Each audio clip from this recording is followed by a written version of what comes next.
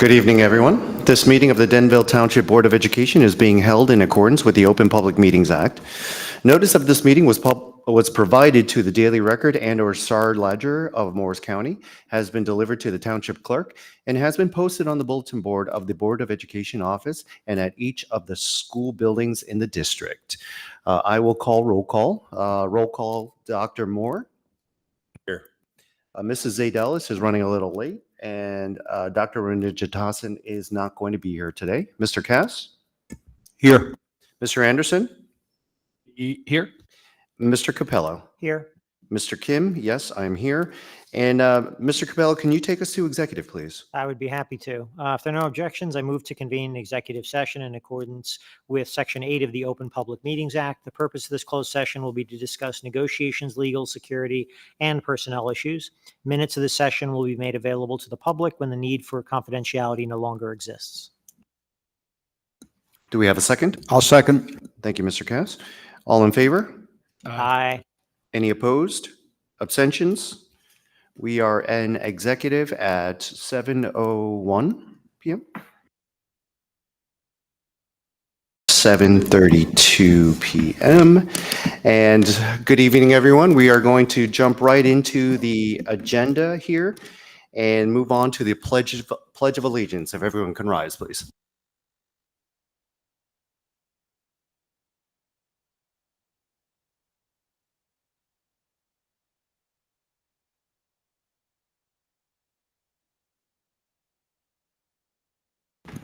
Okay, we do have a special presentation today. Dr. Forte, Dr. Cullis, and the New Jersey School Boards Association will present district goals for the 2023-2024 school year and maybe set goals for the next year as well.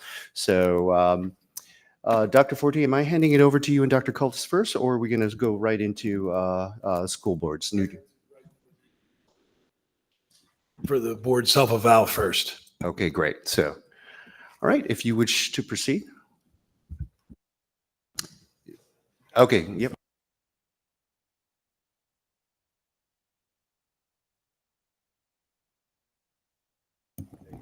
Outstanding. Thank you very much. So my name is Matt Lee. I work for NJSBA, and I was asked by your representative, Charlene Peterson, to help you guys out tonight with your goal setting and board self-evaluation review. You should have in your packet a document that looks just like this, which is essentially a recap of the board self-evaluation input that you all have gathered over the last few weeks. And we're just going to go over this document quickly. The reason that we do this, of course, is that this is about the board reflecting upon its performance for the last year and identifying their strengths and their challenges and ways in which the board can improve as a governance team going forward. So Charlene took the time to create this nice little recap of the information, and I'd just like to go over it very quickly, starting with the top chart, which is a recap of all of the different facets of boardsmanship that our evaluation tool has boards consider. So if we look at the About the Board section, because there are two, about the board and about the individual board member, the About the Board section averages a 3.4 out of a 4.0 scale. The individual contributions to the board team average a 3.3 on a 4.0 scale. And that pretty much matches up with last year's About the Board scale, which was at a 3.6. To recap high level, the evaluation was completed by all members of the board. Our highest board area was a 3.9 in the board performance area, and the lowest was in the planning area at 3.0. And that was a considerable change from the prior year. As you can see, a 3.0 versus a 3.3. Last year's scores, there were 12 adequate ratings, which is about the middle of the scale that we use for this. And this year, there were 32 and then 4 unsatisfactory ratings. Looking at some of the individual areas, the planning, which was the lowest rated board area at a 3.0, had a couple of strengths identified in the GLOW section. So well-organized strategic planning sessions, great public engagement, and a good effort to understand the public's perceptions of what's going on in the schools. And of course, the longer range planning was taking place. The strategic plan serves as a framework to do some of the budgeting that has to happen and looking at some of our pressing issues, especially here in Denville, where you have some consideration for increasing enrollment. Some of the areas that the board identified to grow in was regularly monitoring progress and implementation of goals, which came in at a 2.4. Underneath the policy area, some of the positives were the board is commendable or good in avoiding involvement in day-to-day operations of the district, which of course respects the board's defined role within the district, and also that they navigate the gray areas fine with respect and good intent, erring on the side of caution. Also, policy seems to be an area of strength as identified by the board, and the administration was helpful in bringing new and updated policies to the board. In areas of growth, it was identified that there might be a better way to review policies going forward, and that the board could benefit from a deeper focus in understanding and referring to policy. The student achievement area rated at a 3.3. Positives were the board's focus was a main priority is student achievement, and it was something that the board spent a great deal of time and consideration on at their meetings. Respecting the professional educators within the district was a strength, and the IMP committee does a good job. In terms of challenges, board can do a better job of tracking student achievement progress by getting more data on a regular basis. Re-examination and redefining of the student achievement success and how to measure intervention effectiveness.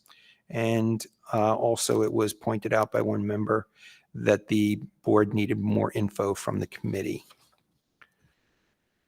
Moving on to the finance area. Positives, close financial oversight by the board and clean audits. On the growth side, could be more proactive in finding resources in advocacy and also in educating itself on areas of finance within the district. Also a clearer process for unbudgeted items, finding where the funds will come from when unexpected items do come up for the budget. An ongoing struggle to balance the needs, which is pretty prevalent everywhere, and certainly suggestions for improvement areas. In the board operations areas, rated at a 3.6, all members rated this area commendable because there's a climate of free, open, and orderly discussion, that it was all respectful, orderly, and effective, a strong respect for the governance process, and effective committee structure. In terms of growth areas, one individual member said the board could benefit from more workshops and education, and one said that the committee structure was not lessening the total work of the board. For board performance, just positive areas there, 6 of the 12 indicators rated at 4.0. Open consultative decision-making process that benefits from synergy of new and veteran members, and ethical standards were respectful, well-prepared, both board and individual members. In the board superintendent relationship, once again, a glow area of mutually respected, strong working relationship, and a growth area of more specific goal-setting process and dialogue. In board staff relationships, a positive, the board has respectful and supportive relationship with the staff, recognizes accomplishments, and does follow the chain of command. One growth area, always more opportunities to acknowledge the great work of staff. And one unsatisfactory rating, can attend more school and community events. Finally, the board and community, positives, good working relationship with the town, to include shared services and facilities. Good working relationship with the community and representing the needs of the community and every child, and also attending events and commend accomplishments. Growth areas, promotion and use of facilities and fields, can increase involvement, question mark. One unsatisfactory rating, enhancing communication through the website and online interaction, and finally, the creation of community relations program. When it came to the last couple of questions, which are asking for verbatim responses onto the major challenges facing the district in the coming year, space and enrollment and class sizes was primary there. There are also mental health and meeting students' needs, budget and funding, staffing shortages, and security and cybersecurity. In terms of the governance areas for additional focus and training, there were a lot of different ideas posited, no one common theme. There were things like board preparedness, understanding data, policy, advocacy, cybersecurity, et cetera. So that was, as I see it, a very comprehensive and diligent review of the board's governance process and performance. And I often use this with my own districts as a way to start the discussion about where boards may want to set their goals in the coming year. So I'll turn that back to you, Mr. President. Thank you. Thank you very much, Matt, for the presentation. I open it up to questions from the board members.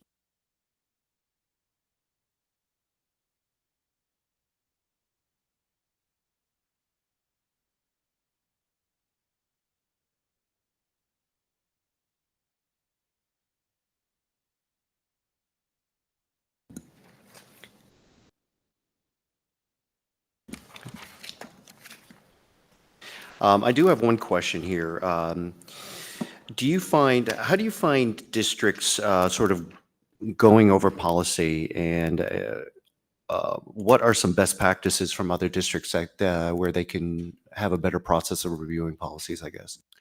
Well, I think that there's two sort of main approaches that I've seen. The one is to pick a series over the course of time. Typically, it's a year.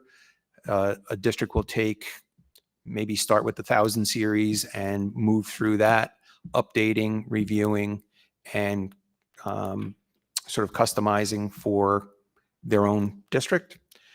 And sometimes boards will take a break from a yearly review of policy and do a comprehensive review a few years down the road, where they go through every policy on a cycle, typically about a 3-year cycle, and review the entire policy book. That's pretty much the two approaches that I see. Great, thank you. Sure. And of course, I didn't mention that there are policies that are issued on a as needed basis by the policy services when boards need to update things on a mandatory basis. So those things can't be pushed aside. They have to be considered as they are delivered by the policy services.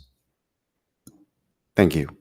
Yeah, I think that Dr. Forte does a good job of presenting the board with a series of policies that we review on a monthly basis. I do find that one challenge that I have is that having a deeper focus, this quote here of areas to grow, does resonate with me, where if there's somehow we can benefit from a deeper focus of understanding, creating, and referring to policies, I guess. So, but yeah, are there any other board members that wish to ask questions? Not so much of a question. I get maybe more of a question for the board. I think from a planning perspective, it is interesting to see that looks like one of the biggest deltas from our previous years. And I'm just wondering if anybody has any feelings on why they think there was such a change from last year. I think we had our strategic planning last year, so I don't know if that played a part into feeling like we were much better with it. I do think from a policy perspective, I agree with James. Dr. Forte does a great job of like staying on top of it, to the point that I think the board sometimes maybe doesn't recognize how much we actually review. So maybe we can keep a tracking document to understand how many policies.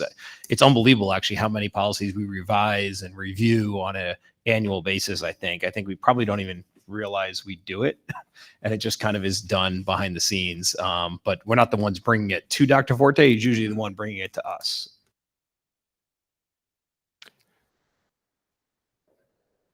We do about 80 a year, so 20 a quarter, approximately, in that range. And they are the ones that come to us that need to be updated or they're new. But we don't really have a committee of the board that reviews policies that do not require updating. Meaning, like if it's something that a specific board member or the group of board members is looking to make some changes to a current policy, we don't really have a mechanism for that. Occasionally, one of you will say, can we look at this policy? Like I think Mike did a couple of times. I think you did. I think Dino has. But typically it comes from the policy company to me. We review it with it inside. It goes, we don't have a policy committee, right? So it goes to the committee that is closest to that area. So like the 5,000s go to Sandy's group. The, all the operations goes to Damaris's group like that. And then the personnel goes to my group. And that's pretty much how we do it. Yeah, I'm glad you mentioned that, Steve, because I think the advent of the governance committee could help us, begin to have that conversation. I know that the bylaws was one area that I wanted to focus on with the governance committee, and just a simple, wording on like the that first meeting that we have every year is something that we could just simply update because the law is updated. So yeah, I think that the governance committee, that new governance committee that we start utilizing can be an area where we focus on some of those policies that are not so much updated because of regulation, but maybe because we want to have a conversation about it. So. Like I said, typically that comes from me to you. In this particular area, it would have to come from you to me. You might have to say, Steve, we want to look at these three. Could you, pull them down and take a look at it and give us your opinion on them? Something like that. Typically, it would have to come that way. I bring the ones to you that I think we need to do, but you would have to bring the ones that you think we need to do. Yeah, I think that's a fantastic comment, Steve. Thank you very much for that. So I think this area right here, the policy section, is that something that we want to create as a board goal for next year then? As an area of opportunity where we can maybe develop a process where a policy that may not be affected by regulation could be, a conversation could be started maybe in the governance committee and we can start rolling on that.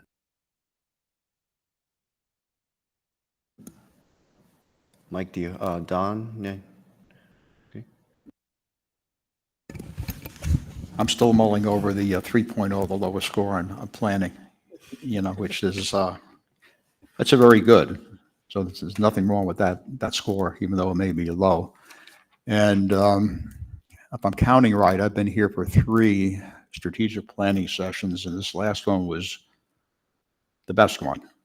And especially with the group of stakeholders we had there and the attendance and all of that. And throughout the years, I mean, the strategic plan is the plan, and there's always been reference to it. So where we are, especially if we have some achievements tied into that. So it's good, but it just, even though it's the lowest, I just think it's the board and the administrator did an excellent job on pulling that together, advertising it, and then going through the entire process before the final strategic plan was done. Yeah. Sorry. Yeah, I was kind of going through the planning section, trying to really decipher because I had rated us pretty highly across the board. I feel like besides the strategic plan, we have had a space committee. I mean, we as a board, I believe, have been pretty forward thinking about our planning. It looks to me like, based on the scores anyway, and kind of reading the comments, is that it seems maybe there's more uncertainty or questioning around that we're not following up on things like the action plan, reviewing the action plans and seeing how they're going, monitoring progress towards so is that maybe where some of this is coming from, is that there's a disconnect and we're not on top of it as much as maybe we feel we should be? Yeah, that's a great question, because I was getting the same sense. The context of the planning section might be more towards, as a board, are we following up? Are we asking those questions? Are we getting updates on how we're doing from district goals or from board goals, and where do we stand, and how can we, as a board, better improve? So I'm wondering if that might be the context behind that. I know that, again, through the governance committee with that governance calendar, my hope is to have conversations more frequent regarding district goals or board goals. As you know, when we put it on here on the agenda, that it becomes one of those topics of discussion, like a special presentation topic. So, where do we stand in May for our board goals, or in January or December? Where do we stand on our board goals? So.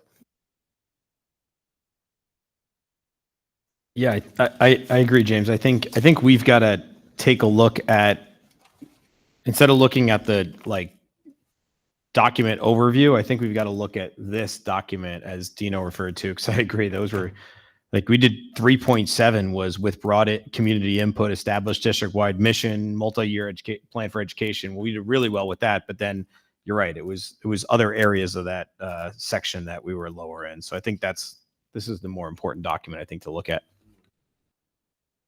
Yeah, it seems like, and particularly like number 4, right, was the worst one. I mean, not that it's terrible, but it's the lowest one is probably a better way to phrase it. Regularly monitors progress toward achieving the district's vision.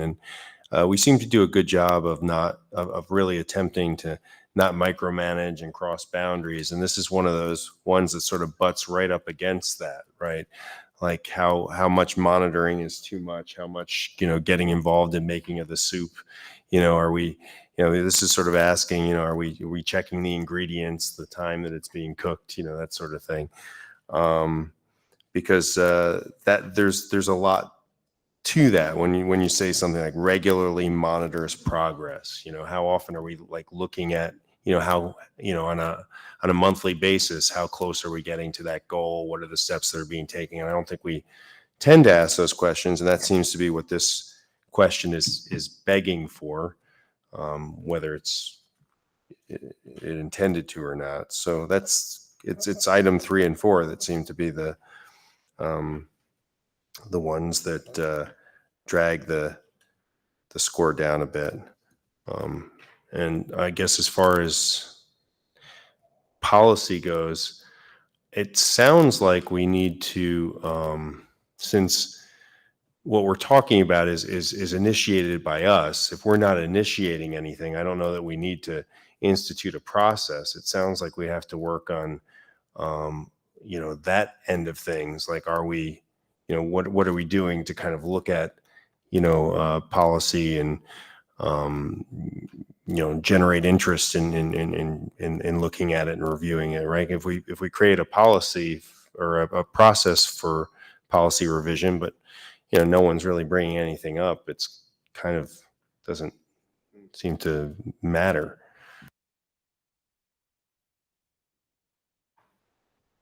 Just maybe a suggestion is, what I started doing here is going through this document and circling anything that was, as a board, under a 3, and just maybe those are the things for us to talk about. And then obviously, I think the final questions, which are related to board's highest priority to improve student achievement, and then policy making, effective oversight, what specific areas of the board governance require additional focus and training. I don't know, just maybe an idea to go through this. It's a lot to take in a few minutes, but that was just kind of maybe some ideas to start with.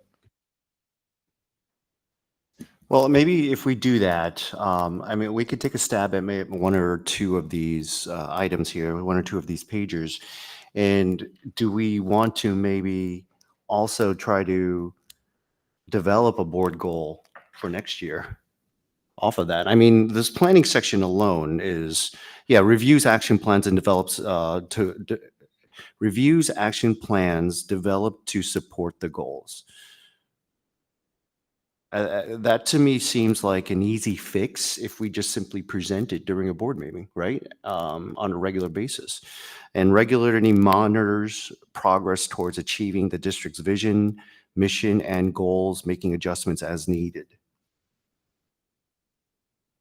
Is that something as a board that we could just, if we bring it up regularly during these meetings, that we would suddenly accomplish that board goal?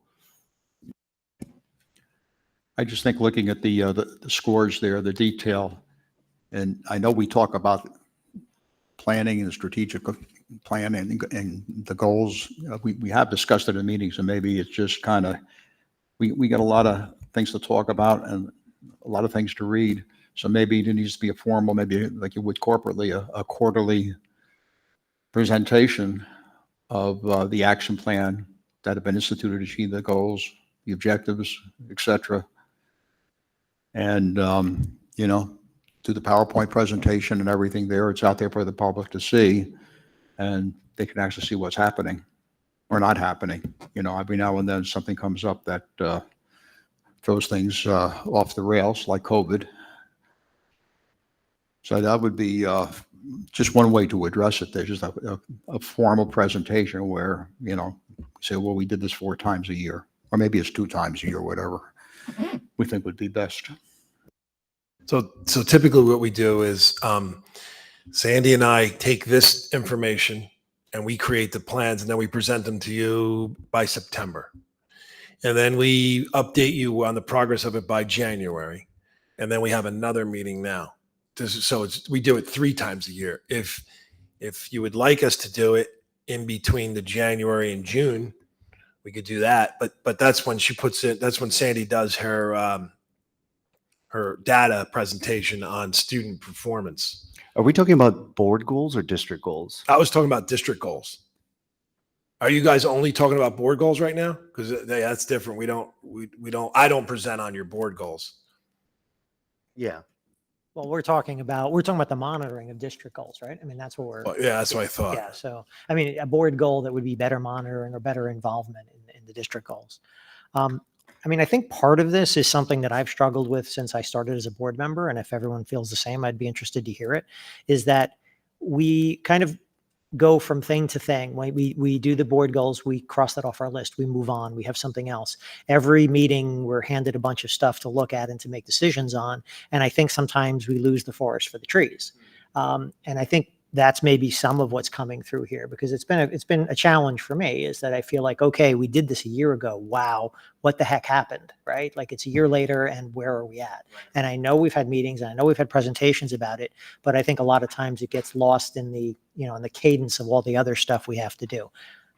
I don't know how we solve for that, other than maybe creating more of like a calendar of doing things, a calendar of reviewing policies, a calendar of talking about where we are with the goals. And maybe they don't have to be formal presentations, but maybe they have to be more defined waypoints in time so that we don't miss them. So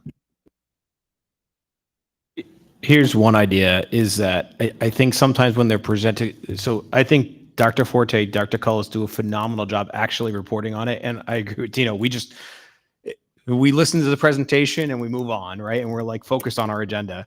Maybe those updates can be done in a committee setting as opposed to a full board meeting. Maybe it gives an opportunity for a little more engagement in a smaller group and questions to kind of make sure we're aligned on it. Because I don't think it's a matter of their presentation. It's a matter of us interpreting it and listening to it and making sure that we're understanding where we are with those goals. And I think also we've indicated too that we struggle with setting what we think are really good goals. So now tonight we have an opportunity to do that, right? So I think setting the goals that we feel are really strong, because if they're goals that we're interested in, we're going to be much more interested in the update. And then obviously maybe looking at them in a smaller setting. Just a couple ideas to think about. Now, are we setting district goals tonight too, or is it just board goals? The plan was to do both. And was there a separate presentation on how we did as a district goals? We do have a presentation that has our district goals that Sandy and I are responsible for, that you create. And we also have a spot on the agenda to review your 23-24 and to set your 24-25 on this next presentation, the one that's up there. Okay, so we still haven't heard the results of the district goals then? Yes, and you haven't discussed the results of the board goals as well that are on, they're on this PowerPoint. So then let's proceed, if everyone's okay with that, let's proceed with the next step, which is the district goals recap then, and the goal setting. So, thank you. Perfect. So Dr. Cullis and I are going to go through this. Dr. Cullis, you can do, the parts that you worked on, and I'll do the parts I worked on. Is that good? Okay. So our first one we always like to put up there is our strategic plan, which we spent a lot of time on. And we did have over 100 community members involved in creating that plan. And we're proud of it. And it's posted everywhere. That is the actual poster that we use. It's they're on PVC and they're posted throughout the whole district. Also, if you notice on the agenda, there's always for most agenda items, you'll see a code like SS1. That means Student Success 1.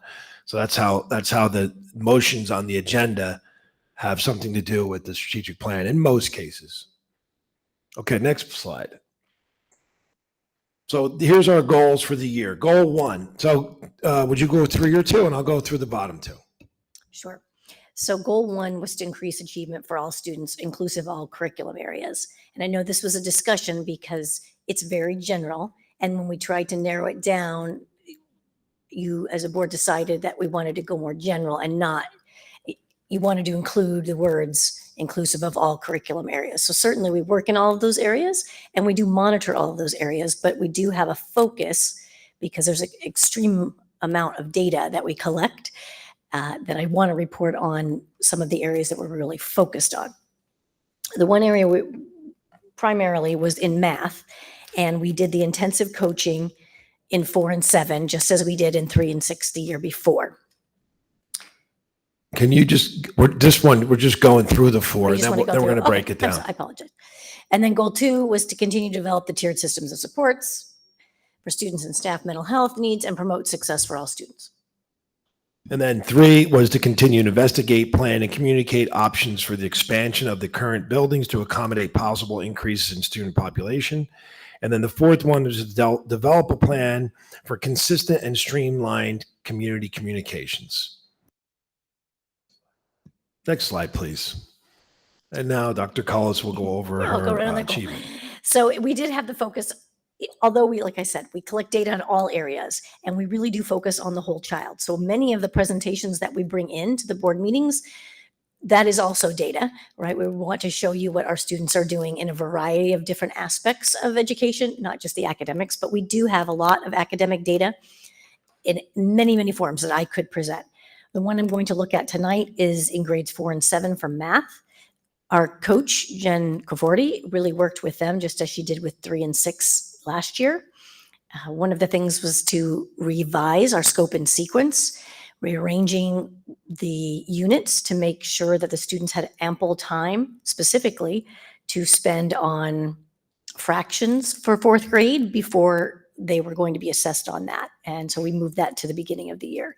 We tried new instructional and small group strategies and worked with each individual teacher, every single elementary teacher in those 2 grades and all of the middle schools as a team, but also individually. We're still awaiting the NGSLA results. So it's hard for me to present on how did we do, except for we have Linkit, which is an amazing data analysis program. And so the data I'm going to give you is what we've collected in-house.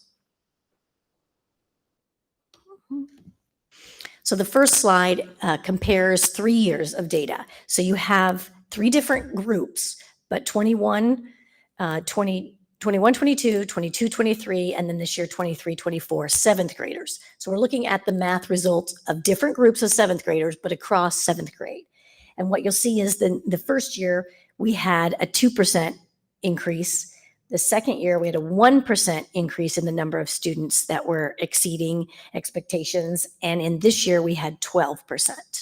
So this is an assessment. These benchmark assessments are taken by students all over the country. A lot of schools in New Jersey now take these assessments and they're compared against other students in New Jersey. So the cutoff point changes every year.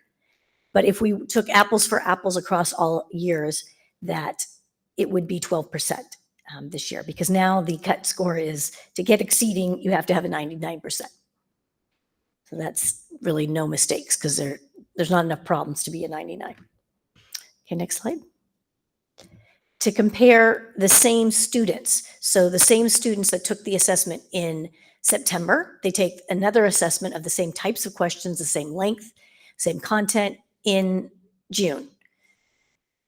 The cut scores change because in September, to meeting expectations is going to be much lower because they haven't covered a lot of the content. And as the year goes by, the cut scores increase. So we really have to look at, well, how many are falling into the expected, meeting expectations and exceeding, not necessarily the score itself. So in 7th grade, you'll see that we had in 31% in 22-23. That when it went down, by the end of the year, it went down 26%. So as the cut scores got harder or higher, our students really didn't grow as much as they should have in 22-23. After the intensive intervention this year, we went from 34% at the beginning of the year. So we started higher and we also ended higher. We went up to 53%. So as the cut scores went higher, the students grew even more. So we had a large increase there. Next slide.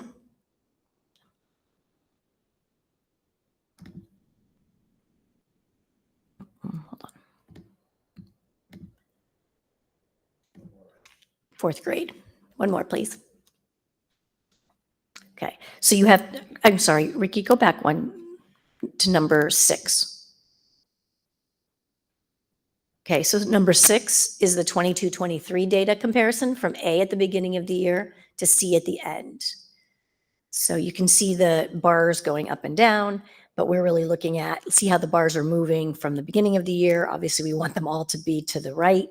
And then we look to see how many are falling into that meeting and exceeding. Now, this assessment is supposed to predict how students will fare on the New Jersey standards, the assessment that they take in JSLA. Slide 7 is the same data, but in 23-24, A to C. So that group, we then went, instead of going down like we did in 22-23, we went up from 34% at the beginning of the year to 53% at the end of the year. Okay, next slide 8. Thank you. So the same data for 4th grade. This is 3 different years, 21-22, 22-23, and 23-24. The final end of year assessment, how did we fare? 4th grade, the first year, 15% of our students were in meeting and exceeding. I'm sorry, we're exceeding expectations. In the second year, 16%, and then this year, 22.4.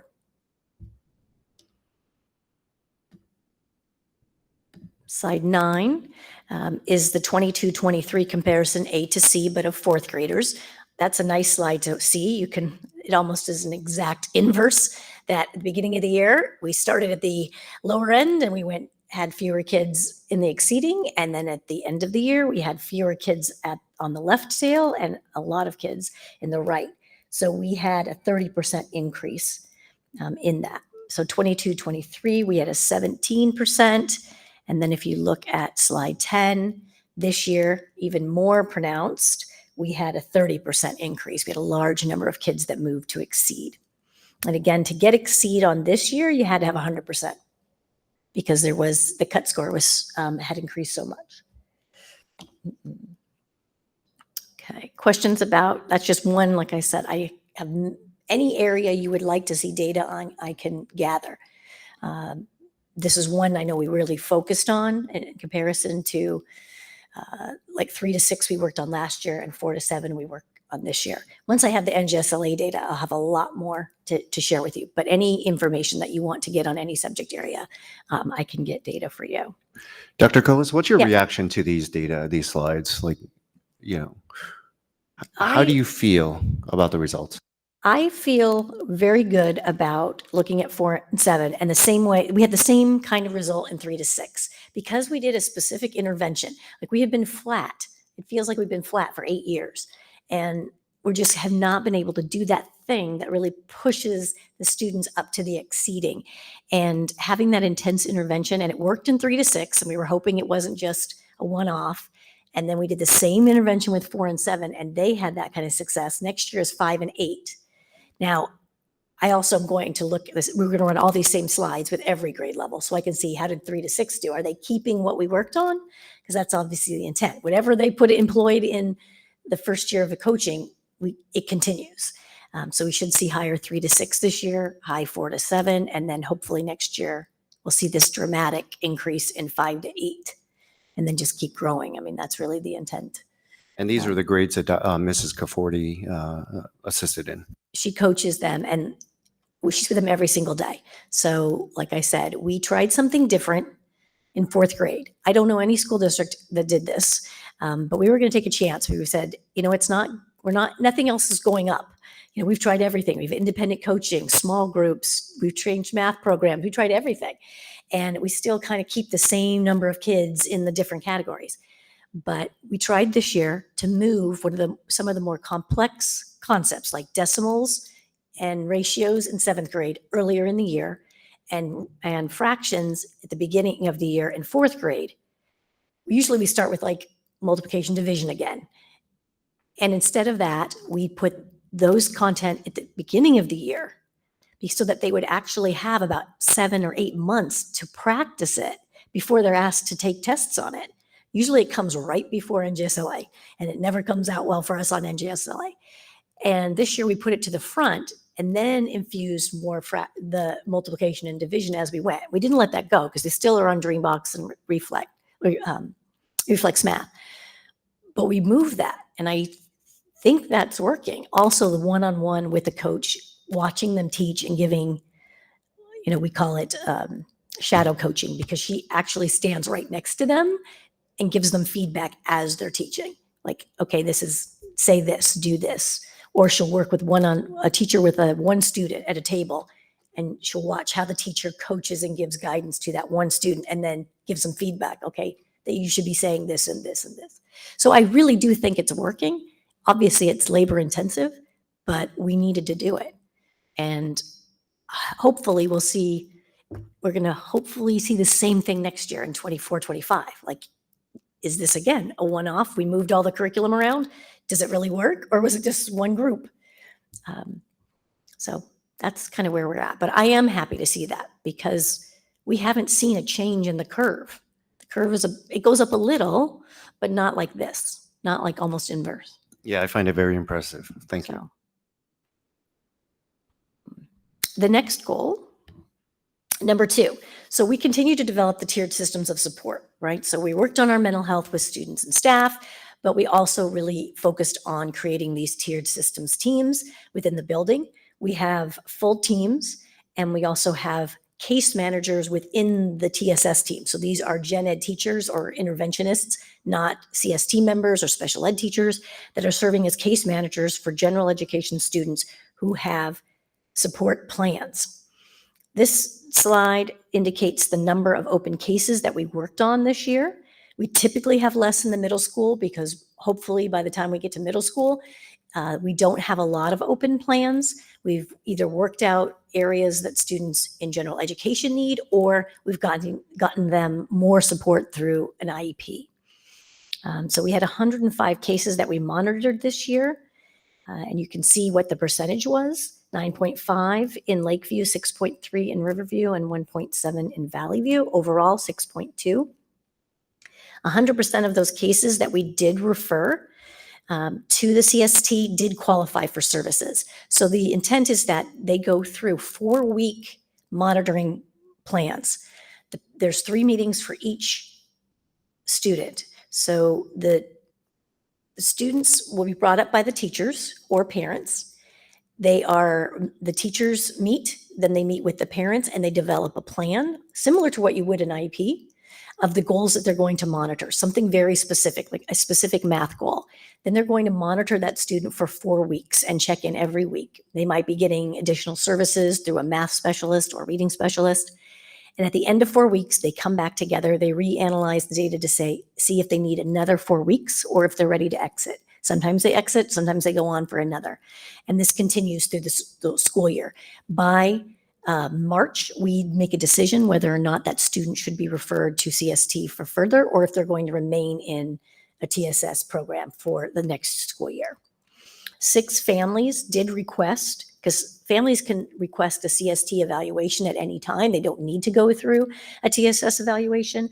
But once we shared that with them, those families agreed to let us go through the TSS process first, and all of them were able to get their needs met through TSS and did not need an IEP at the end of the year. So we were really happy with that, because many of these are like kindergartners or first graders. It's really early to start giving them an IEP when we might be able to just provide more intensive reading intervention and catch them up at that place. Next slide, please. So the number of cases, another way to monitor this goal is how many cases did we end up referring to CST? And you can see there were 8 at Lakeview, 6 to Riverview, and 0 to Valley View. So a total of 14 students at the end. And you saw how many were in our plan. We had 105. At the end of the year, only 14 were recommended to go on to a CST evaluation, which I think that's great, because our special education percentages are pretty high right now. We're about 25%. So we're trying to keep those numbers lower and meet the needs of the students earlier. On average, the TSS team met 4 times per case a year, and that was about 420 meetings, because you have all the follow-up meetings and so forth. Most TSS cases went through at least 2 8-week cycles before being considered for closing the case, and that's 840 meetings. So by the end of the year, that's how many we had. So you can see we really are monitoring that. I feel like this is such a great strength that we have built upon. And this year we have hired that supervisor of student support services, which will now be in charge of this program. She has been really in charge of it at Lakeview, and she will now take over that process at Riverview and at Valley View. So she'll be the liaison between all 3 buildings. So kids that are going from one school to the next, from the elementary to the middle school, their cases will continue, and she will monitor these and build those teams as she has done at Lakeview. So we're pretty excited about that. So she will be starting this summer, and we're just hoping to continue this growth that we've seen. I mean, it really has worked out quite well for us. Do you want to add anything? I mean, that's a great data point. So about 90 students are receiving services through this program that did not have to go to CST. Also, if you recall, we were asked by the Department of Education if they could use our model to promote this particular program to the rest of the state. 2 years ago, when the state put together a plan for TSS, they used our model. So I like this data. To me is excellent, that we are being able to service 90 students without having to send them to the CST. So great. Thank you so much. We had a goal number 3 was to continue to investigate, plan, and communicate options for expansion to the current buildings to accommodate possible increase in student population. We had our ad hoc committee that presented the data to the board on December 11th, 2023. The video and the PowerPoint presentation are embedded in here. We also purchased 3 acres on the Cole Drive to add to our current adjacent acreage. We renewed the Riverview Annex lease for 5 years, and we have commissioned a survey and study of the Nicole Drive property to be used in the future if needed to provide us some more space for instruction. And then I put this in the wrong spot. I'll move it around. In the next slide is to develop a plan for consistent and streamlined community communications, which is what we did was we had our communications committee was formed under the direction of Susan Marinello, who's our district communications committee coordinator. District communications survey was approved by the board, and the data was collected. We had 350 plus responses. The committee presented their findings at the May 20th Board of Ed meeting, and embedded in this document, in this PowerPoint, is the communications plan for 2024 through 2027. And we came up with 4 goals to work on from now to 2027. The first one is to actually create the plan and consider a follow-up survey. And there's some information there about that. And then goal 2 is to investigate a uniform learning management system with translation possibilities. This is something that came up through the strategic plan, was where in the classrooms, sometimes teachers use the Remind app. Some teachers use different types. We were looking at ways to do one thing to be a uniform throughout the district. And the next one is, what are we going to do about the Friday folders? Is there a way to look at that to try to improve it? And we will be studying that and trying to work on different ways that help that. And then consider a new website / mobile app that may not be a totally new platform, might be a new revised platform from the same company, but there's a lot of different opportunities there, and that will continue as well. We some notes for 24-25. We have $10,000 budgeted for the consultant. If we were going to increase and revise and switch to a new website, we would need to increase the budget for people to work on the website. And then for 24-25, since we did not budget for these items, we would prioritize the free items, which are really just kind of being consistent, maybe looking at a way to make the Friday folder more easy to use. Give you one example that Susan had. I thought this was a pretty interesting one, is when we host all the community documents. In another district she works at, they will not accept the document. They'll only accept a link to the document that they host. That might be something we want to consider. Because really a large part of the Friday folder that we have now is really communications for other groups, not as much for us. And one of the things that she mentioned was that could be something we'd want to consider. So those are just a couple items that we're thinking about.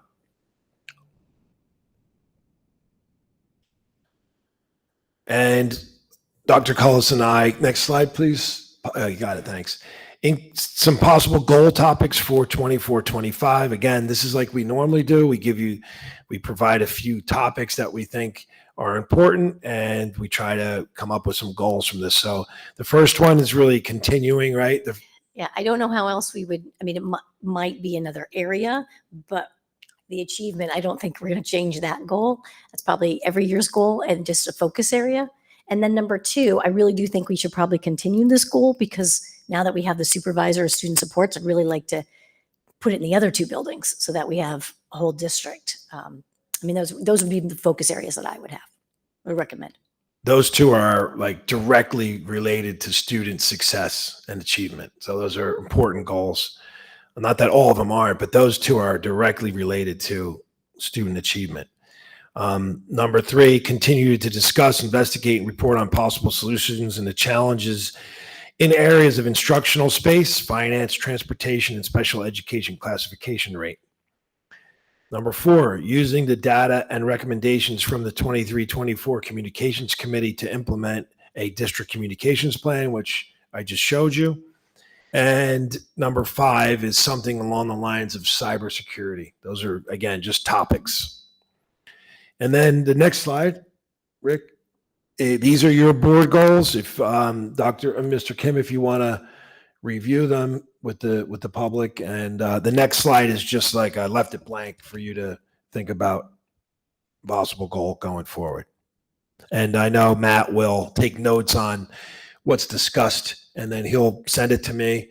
I'll put it together. I'll give it to you. We'll put it on the agenda in July or August for approval. And then Dr. Cullis and I will work on getting our next year's goals charts set up. Thank you, Dr. Forte. Thank you, Dr. Cullis. I'll open it up for the board to ask questions.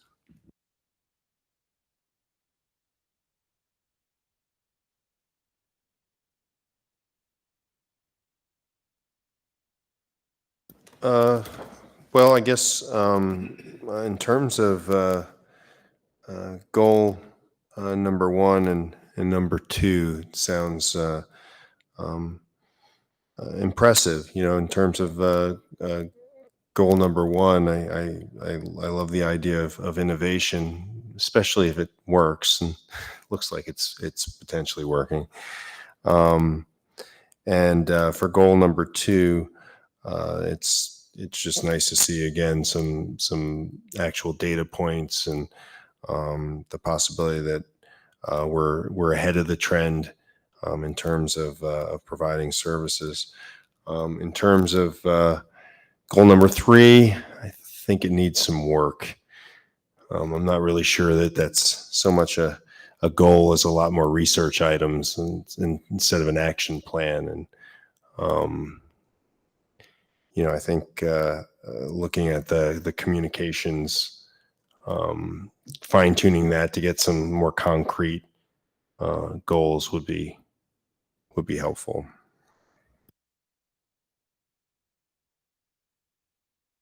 Thank you, Dr. Moore. Just remember, these are topics, not specific goals. These are things that we're recommending as topics. We can work on the wording to make it specific, but I just wanted to make sure you guys know these aren't the final goals, just, again, topics. Are we planning on working on the wording tonight? Yes, we usually do. Great. Mr. Cass? Yeah, these are some great topics here. A lot of times you sometimes have to cut back a little bit when you have a laundry list of things to do, and sometimes you don't get them all done. But I think number 4 should be a goal going forward, because we did invest time and effort in the communications committee. They did a great job, and I think there's definitely some fine tuning that needs to be done to our communication process. I think it's improved tremendously since I've been on the board, but there's some more things that need to be done. We talked about upgrading the website, those type of things. So that would definitely be something I want to see as a goal. The achievement of the students, I'm glad to see the numbers are improving. And to me, that's just an ongoing type of thing that you're going to be doing. You have to do that every year, right? I don't know if you'd ever get to 100% that everybody's in the top tier. Probably wouldn't happen. But if you see very little on the lower end there, that'd be terrific. So that's ongoing.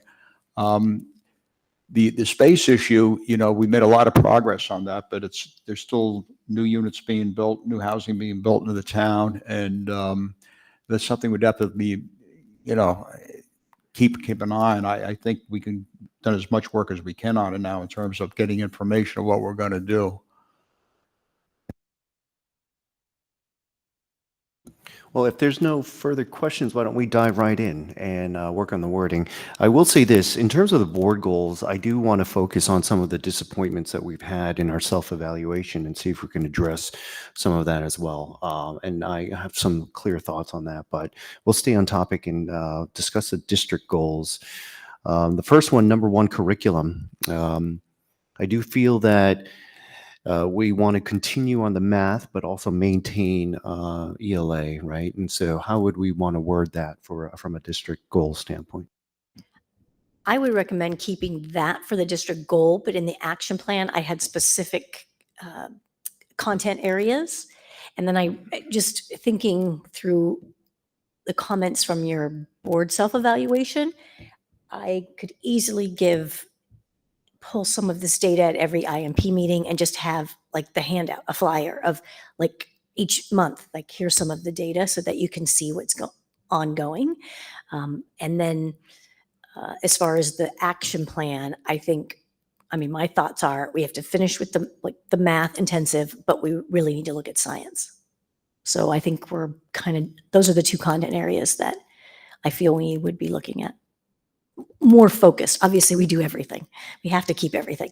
But those would be the 2 that I need to put more energy, more resources, more PD and things in. If I might, Mr. Kim, and thanks, Dr. Cullis. I think your presentation was excellent, and appreciate you always find really great data for us to look at, even despite the challenges with some delays in some of our test reporting we get from the state. So I appreciate you always finding good data spots for us to look at. I think we varied a little bit back and forth on my time on the board, either making the goals really broad or really specific. And then, and I always go back to kind of like, SMART goals, making them more specific. So I personally, and I'm okay with, I like the fact that you've already got some ideas of specific action plans. I would prefer, but I'm open to it, to have that goal a little more specific. If we've already got those action plans, just, of course, we're always going to focus on all curriculum areas. I have all the confidence in the world that you and the team are going to always be focusing on making sure that everybody gets, increased achievement, and we're working towards that. But to me, the goals should be a little more specific, but that's just my 1 of 7 opinion. So. And if you do that, I think it is a little clearer to parents on what you're working on. I mean, but we have gone back and forth. It used to be more specific, like we did ELA and then we did math. And then last year we kind of went to more general because we wanted to make sure that it aligned with the strategic plan, I think. But either way, that would be my recommendation focus area. But I do agree with you that parents, if they know you're working on math and science, it is helpful, I think, for those that read it. Dino? Yeah, no, I mean, I think Mike and Sandy hit it right on the head. I think the wording of focus, I think would telegraph to parents and the community that we're focused on these areas in the middle of, paying attention to achievement for everything. So I think it's a good way to maybe to word it. I like that phrasing. Really, I think it works. With a focus, like With a focus this, on. with a focus on math and science, Correct. something Yep. like that. Just a quick, well, I don't know if it's a quick question, but it's a question. The way that we're measuring achievement, is that solely the test scores? How are we doing that? It's not. It is not. We have so many matrices, depending on if you want the raw data, like numerical data, I can get that for every, that of course is aligned.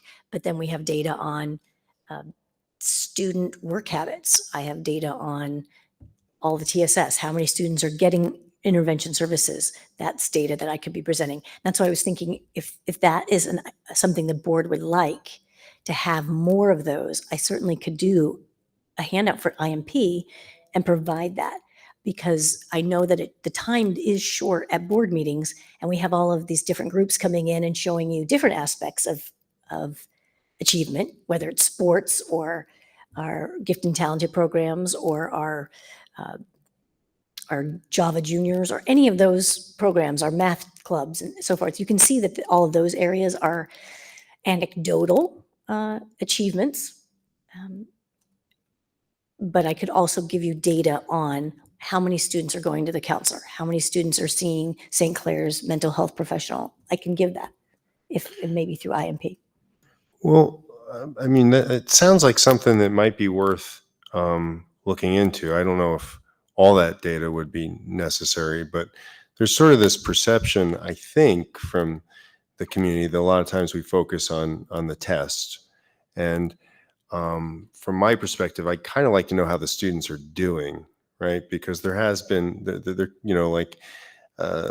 what's our percentage of kids that are meeting expectations,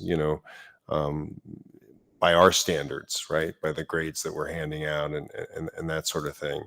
Is there a disparity between the test scores and how we perceive our students to be performing, that sort of thing? In addition to some of these, because I do think that's very valid. Some of those other ways that we emphasize character building and other areas that are really noteworthy and important. So but I'm thinking in terms of when we're talking about increasing achievement, I'm wondering about how we define that. And I don't know if for me anyway, I want it totally resting on those scores, even though there's sort of a push for us to, they're always going to be a priority. The way written, I would interpret it as how are students performing against the standard. And the standards have, range from well, every content area, but there's also the skills within each content area too. So it's skills and content. I don't think that includes, I think that anything with work habits and executive function and mental health would all go under, and interventions would go under number 2.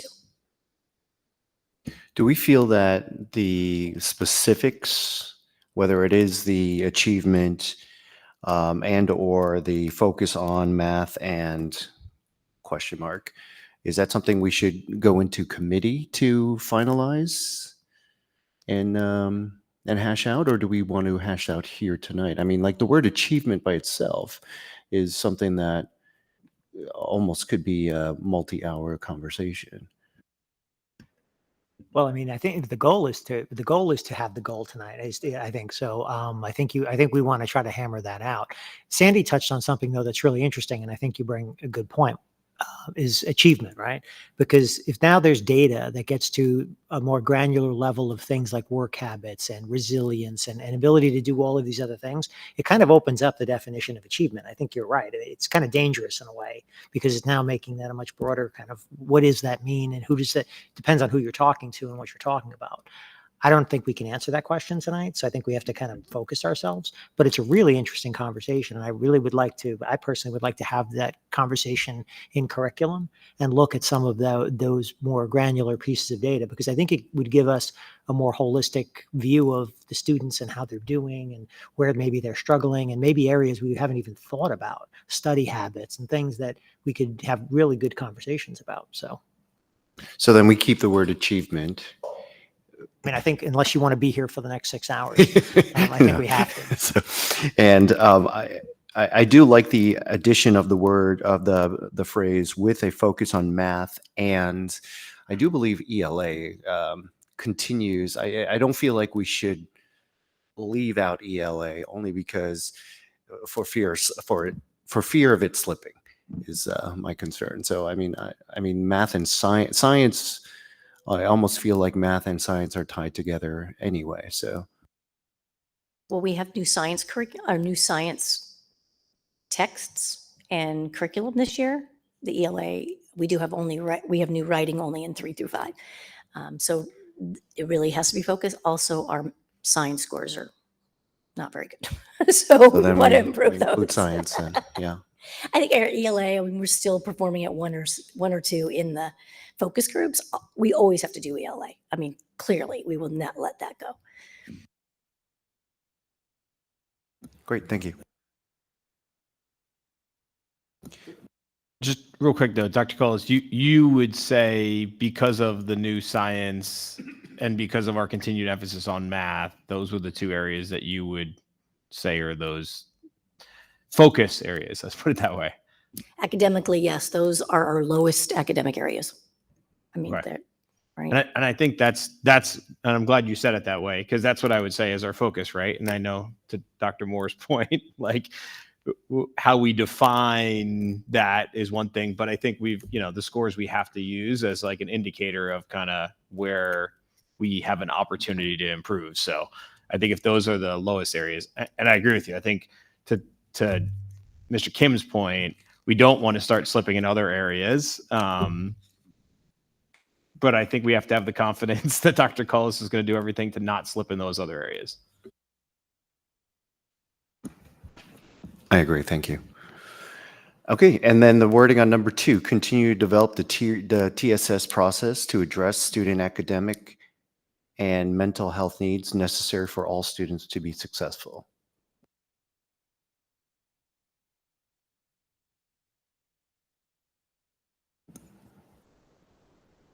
Unless anyone has objections, I think the wording on that seems to be fine. Can I just ask a question? What would that look like? In other words, what else do we need to, I know we've done a great job with it. What would be step 2 of that? Riverview and Valley View. So we don't have as thorough of program. We do have it closer at Riverview because we have the same personnel, right? Mrs. Sardanopoulos was instrumental in bringing it. So whatever she developed at Riverview, and then she took over to Lakeview. We need to build that at Valley View and build it bigger at Riverview. Valley View does not have the intervention, the pull-out type of interventions, the short-term interventions that we do have at the elementary levels. So we have some work to do there. So then I would just add, continue to develop and expand. I didn't catch that, Ms. Sato. So if you're looking at goal number 2, continue to develop and expand the tiered systems of support and expand. And I think some of the wording, in my opinion, goes back to what Dr. Cole said before. And if somebody were to look at this and say, well, you're going to continue to develop, awesome, high five. Like, but if you're saying I want to expand it, that is more specific as to what we're really trying to get at. So that's why I want Maybe just take continued to develop out and just put expand. expand. Yeah, that's perfect. Matt, are you getting all this? Good. So number 1, we had the inclusion of math and science. And then number 2, we have, instead of continue to develop, it's expand.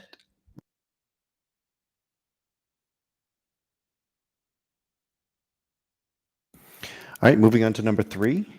Continue to discuss, investigate, and report on possible solutions to challenges in the areas of instructional space, finance, transportation, and special education classification rate. You remember this came from that major concerns document. That's what this goal is, from those that I shared with the board a while back. This obviously comes from the fact that we think there's going to be a big increase in student population, at least from our demographic study and from the new developments going around. That was one. The transportation, I mean, obviously that had to do with the flooding we had this year, and also the fact that we have a hard time fitting the transportation needs in the budget, as well as recruiting and keeping staff. And then the classification rate is a budget stressor that we talked about as well. And we are, in our comp group, if you recall, we are the number 2 out of 12 in terms of classification rate. So I don't know if it's too high. I just know that we're number 2 out of 12. So these are the things I put on there. And I think we've had a lot of discussions about that. And I'd be okay with eliminating that from the goal, because I think we have some good answers to it. Dr. Moore and I spoke about it for a while. And that might be something that we could consider that we don't need to worry about. Not that we don't need to worry about it, but it doesn't have to be a part of the goal. Does the classification rate actually apply to finance and transportation as well, or is it just special education classification rate? No, that's just part of that major concerns document. Those were the major concerns. And the reason why the classification rate was a major concern is because you're taking 25% of the population and they're getting a higher percentage of the budget. And when that number encroaches on 30%, it just stresses the budget more. It feels like that this goal included like a number of different topics that don't seem to be related other than maybe budgetary, right? I mean, is this all budget related then? I know the instructional space is probably, but I'm just trying to see how that all fits. So all of these come directly from the major concerns document. I probably could have just said major concerns document. Maybe I can help. I mean, you weren't thinking this was going to be one big goal. This is just a bunch of possible topics, right? Correct. Like these are some concerns I have that I'm putting to you guys to say, these are some things we need to think about, right? Like, remember Don just brought up right now, instructional space, right? Because we talked about that. I don't have a specific goal topic just for instructional space, but these are really operations issues, not so much curricular. It's more operations.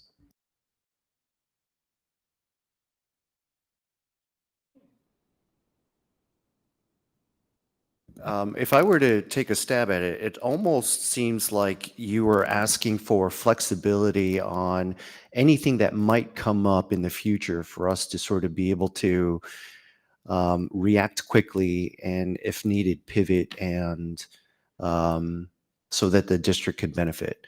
Or, right? I mean, because any of these can happen, right? And finance issues, budgetary issues, or the transportation can continue, or the challenges behind the issues in transportation. So is there a possible area? I mean, yes, we could drop this completely, but also if we word this, a district goal could possibly be that we are flexible and where if we needed to pivot on any particular item, we would have the flexibility to do so. I mean, I like the wording the way it is because it's continuing to discuss, right?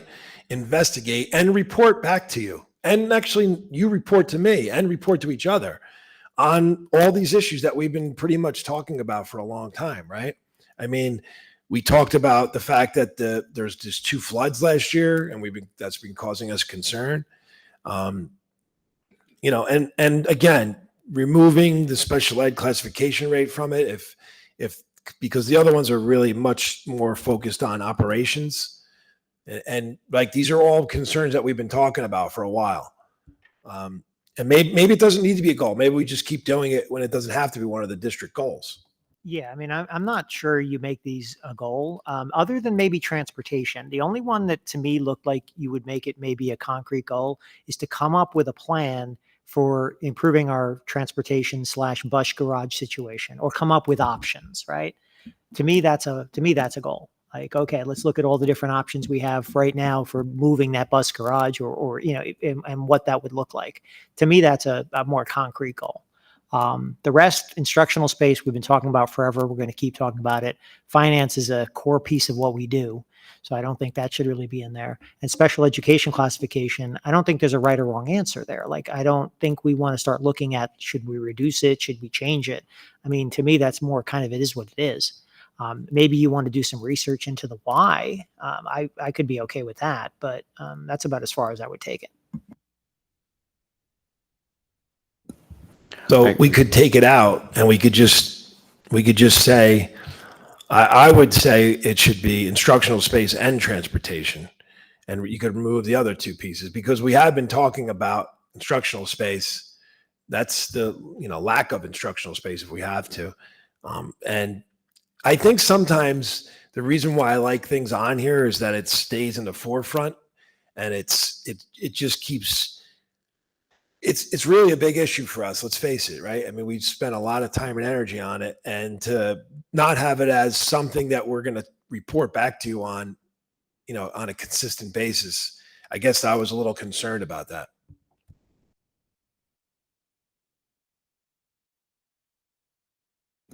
I'm definitely okay with striking finance. Continue to discuss special education classification. What do the other board members think? I can make a case for keeping finance in there. We just went through a very difficult budget cycle.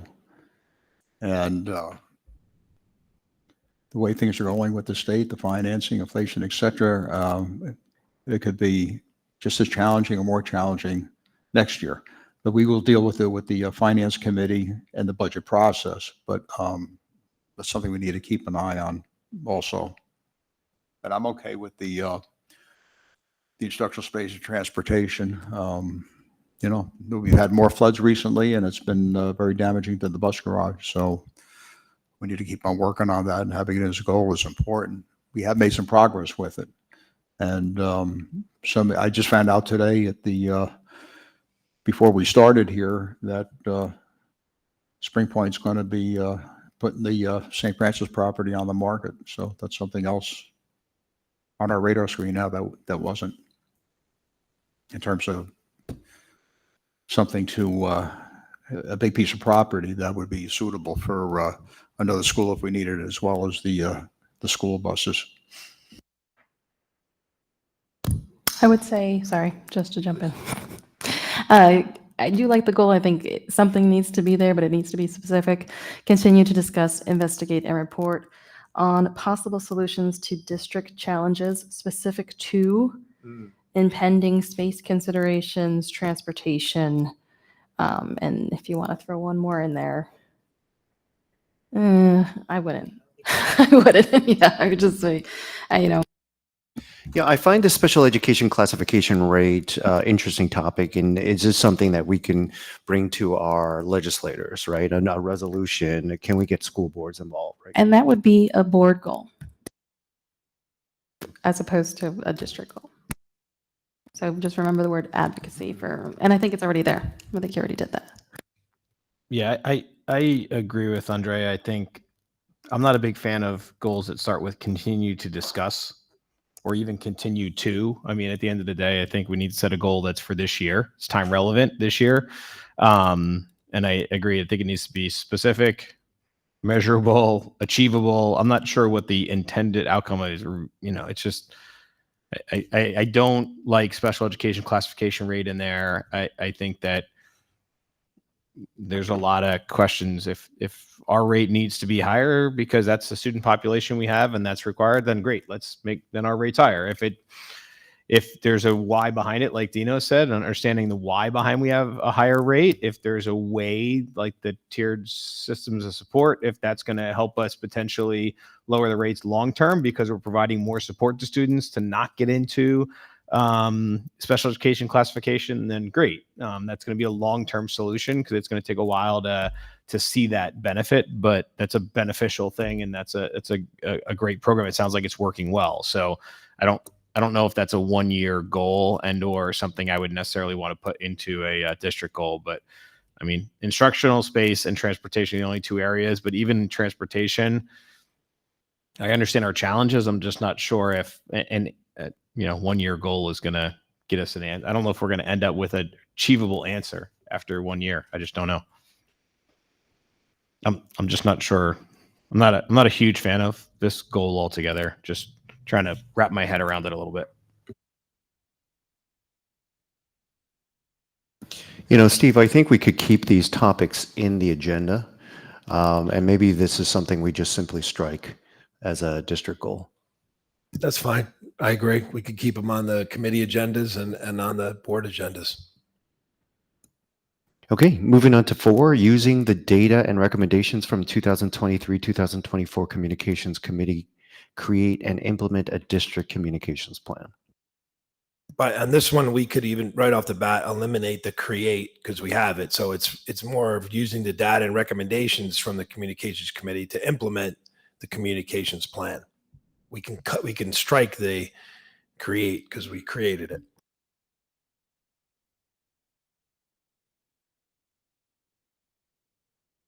It didn't feel like a plan to me. Did you look at the sheet I gave you? Yeah, but it seems like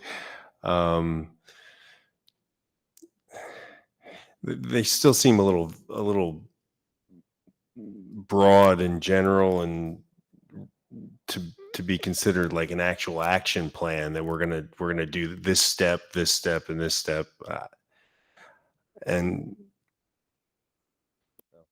I don't know if no one else feels that way, that's fine, right? But just feels a little.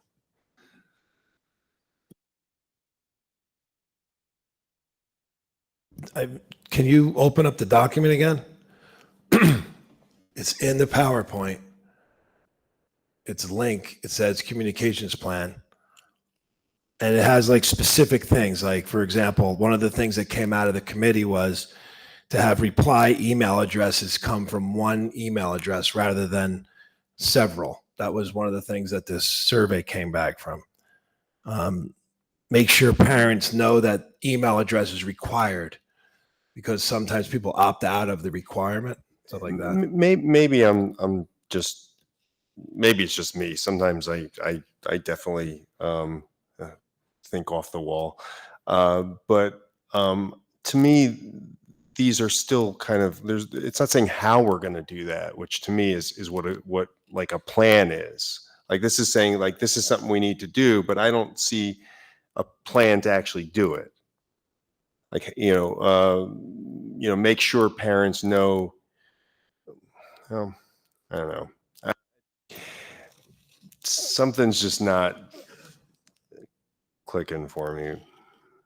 But again, if no one else feels that way, I'm fine with just No, I think I think you're on to something, and to the extent that I think there is more creation here that needs to be done. There's more pen to paper that needs to be put to flesh some of these out. So maybe create should stay in there, because I think you're right. I mean, this is an outline. This is a 1.5 page outline. I think the plan would necessarily need to be more extensive and more granular. I think the word implementation kind of has to be expanded. I mean, we had a presentation, they had a lot of suggestions and recommendations. They haven't been done yet. We'll probably have some discussions and debate about which ones are feasible and the most important. But the implementation piece, from my perspective, just, it's got to be more meat on the bone at this point. Maybe you can add something in that line just with an action plan, like they're creating and implementing, an action plan, if that's what you're looking for, is because we don't know which actions you're going to accept, right, at this point.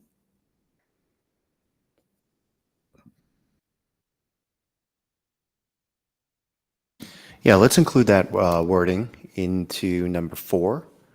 And yeah, go ahead. So I took a step back for a second and I pulled up our strategic goals. And I think this is really important to come back to as we set our annual goals, right? And so when I look at them, for instance, I'll give you a line out of it: streamline and enhance communication coming from the school district, right? Like that almost could just be a district goal. Like literally take that wording. It's right out of our strategic planning. I'm not sure if we've accomplished it yet, since we're only a year into this. So maybe that is a goal directly from our strategic planning document. And actually, as I sit down, I'm actually really happy and to say that as we're going through this process, and we're, probably most of the way through getting our goals done, we actually have a goal in almost every one of the 4 major categories, right? Student success, obviously that's always going to be a goal for ours, and we talked about it. Caring culture, probably some of the second goal I think we talked about probably fits into there, although we could talk about that a little bit more. Operations, we just talked about whether we need that or not. Maybe we do, now that I look at this goal, right? Because I realize this is something that the community wanted, to make sure that we understood operations. And family and community connections, that's what we're talking about right now. So I think it's important maybe for us to have a goal in each one of those 4 subcategories, and maybe even pull out one of these, specific areas. And I think Dr. Forte and Dr. Calls have done a really good job of doing that here, but maybe we kind of refocus on this document, and maybe some of the words out of here would help us form a direct district goal. Thank you, Mike. I really appreciate that. For operations, then, how would we change the wording on number 3 that might help us with our strategic plan? Or from the strategic plan, how would we change the wording on the district goals?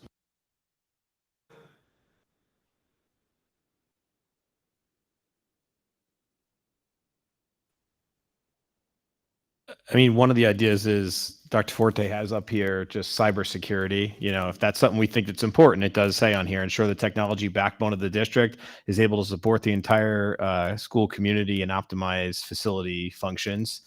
That also happens to be one of the goals we talked about for security upgrades recently. We've talked about a few times. So maybe that fits into there also. So I'm not sure how we want to kind of fit that in. That's an idea.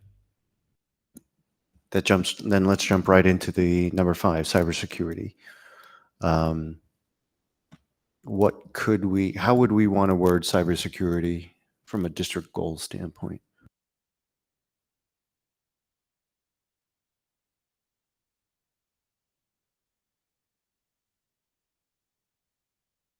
Do we want to reassess our level of cybersecurity to determine where our needs might be? Or do we have that already, Steve? We could take it right out of the strategic plan like Mike just recommended. It's got the wording in there. Just continue it.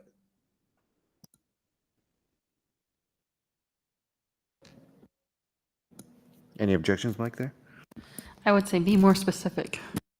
Because if you're going to have a technology goal or a cybersecurity goal, then you should have something specific that you want to be accomplished in the next year.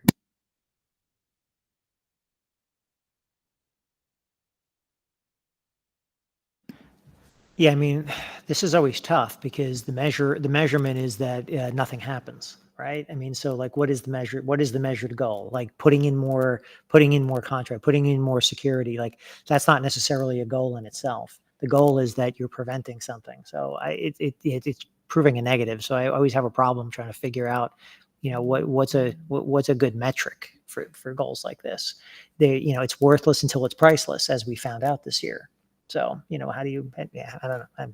I'm not crazy about it only for that reason. Like, I think it's obviously something we should be doing. We should be paying a significant amount of attention to it, but I'm not sure how we write a goal that actually means anything.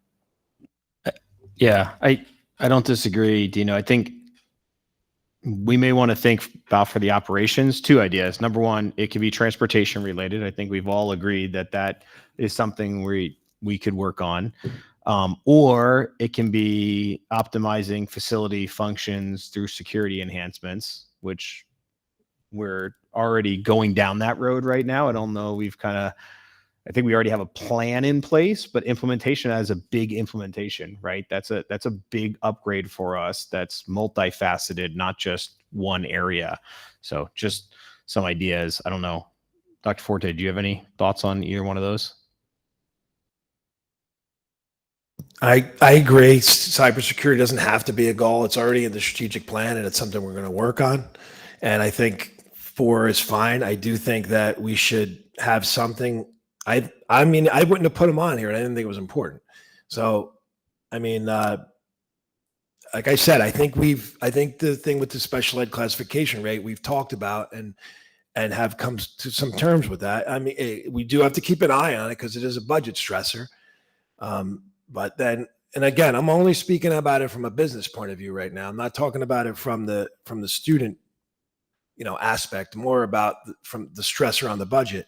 But I do think that number 3, it's important that we have something about instructional space and something about transportation. I'm okay with eliminating 5, and I'm even okay with eliminating 4. I mean, it's okay. We're going to do it anyway. If that's what the committee, if that's what the board doesn't want to, doesn't want to have a goal that is a continuing goal. I understand that we're going to be implementing the plan. And I don't agree that there's not specifics in it, because some of them are very specific. Like one says, don't have all email addresses come from one email address. That's a pretty specific thing. And I think it tells you how we're going to do it by having all email addresses come from one email address. I don't know if there's more to that.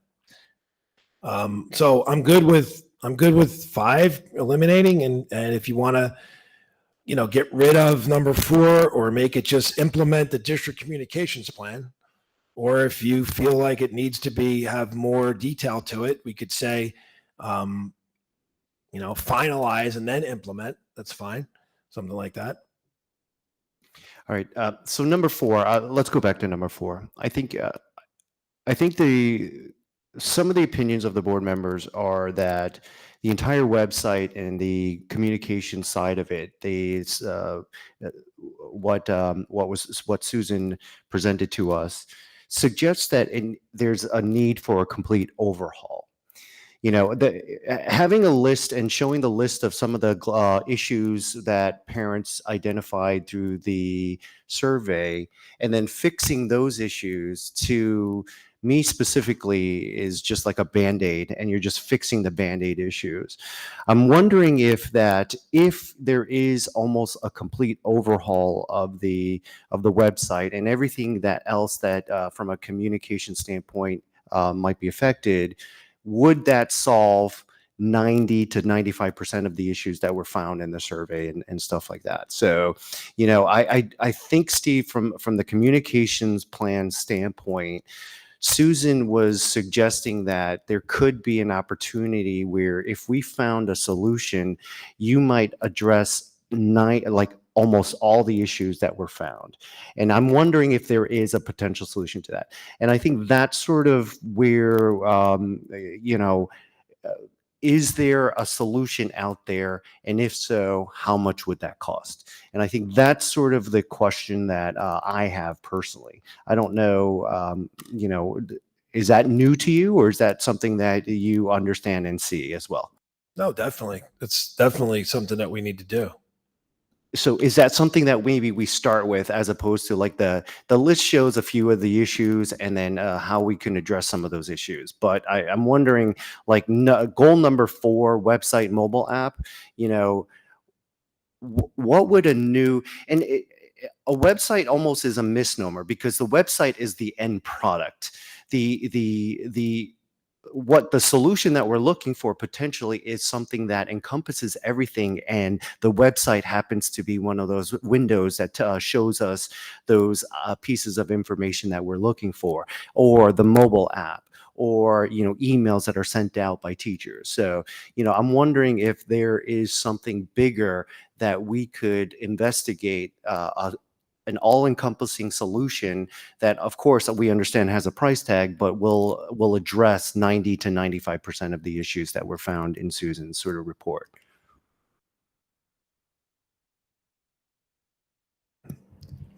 I guess my answer to the question is that's what I put together here is the things that we could do for free or for little cost in year 1, and then budget for the larger expenses in year 2. That was the whole purpose of it. Do we spin our wheels by addressing some of those smaller issues when we should be spending our time looking for a complete solution? I guess, and could that be a possible goal?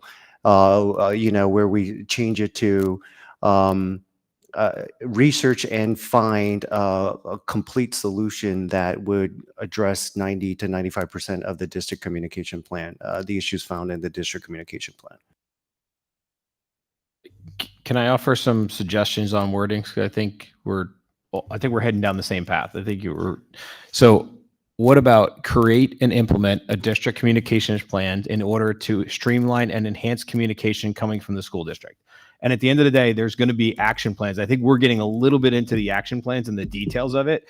And I think one of the challenges we've always had is I think we need to, if we all have really strong ideas and ideas about the action plans, I think that we need to communicate those better to the administrators as to what we want to see out of that goal, right? That the goal should be I know I'm probably talking out both sides. You're probably saying, Mike, you told me to make it specific, but you also said kind of let them kind of run with it to a certain extent. And I think if we have ideas, we should talk about it. But I don't know if I don't think saying create a new website is really going to get us to where we want to go. I think you're talking about a much bigger kind of overarching project.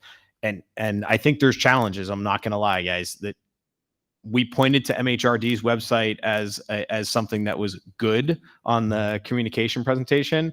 I could tell you 4 examples this year where I found duplicate things on their websites that didn't match, that were a mess, right? And I had to email them and find out, well, is this the right form? Is that the right form? Oh, that's the one from last year. I don't know how that got stuck up there. That's the wrong book, this and that. So it's a difficult process. I'm saying, I'm not trying to make it seem easy. It is difficult, but maybe just that overarching goal of just using the wording out of the strategic planning and what we kind of have up here, mixing them together might get us to where we're trying to get to, and then be specific on the action plans that we want to see out of it.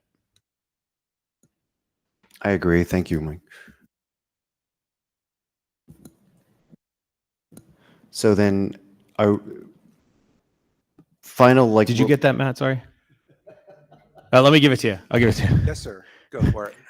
Create and implement. What number? You can number it whatever you want. Create and implement a district communications plan to streamline and enhance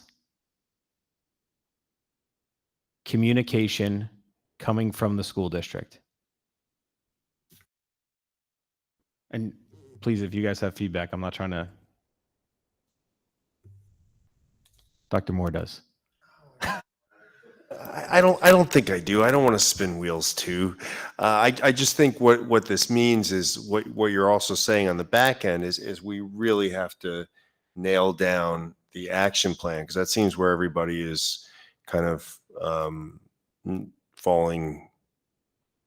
Yeah, we're not in agreement on it, or at least how it's supposed to unfold. So. And as long as we keep the word create in there, then we're establishing that it hasn't been created yet. We're not in agreement on it, and go from there. Great. And then any suggestions on cybersecurity?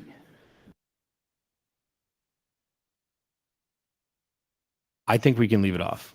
I think it's something that we're always going to do. It's not that it's not important, but it's a little bit reactive too. We've already implemented something recently, right? We feel like we did pretty good with a recent incident that occurred, and we've implemented even a higher level already. So I'm not sure what we could always do more, but I think we're okay right now. I'm not sure. Yeah, I mean, you could do more assessments. You could do lots of things. You could do more trainings so people understand what they're, the risks when they're working on, working on, on their computers and not to open stuff. But I mean, that should be ongoing anyway. So I mean, you could do that, but like to Mike's point is, we tend to be a little more reactive with that stuff than proactive, because again, you don't know what the next threat's going to be.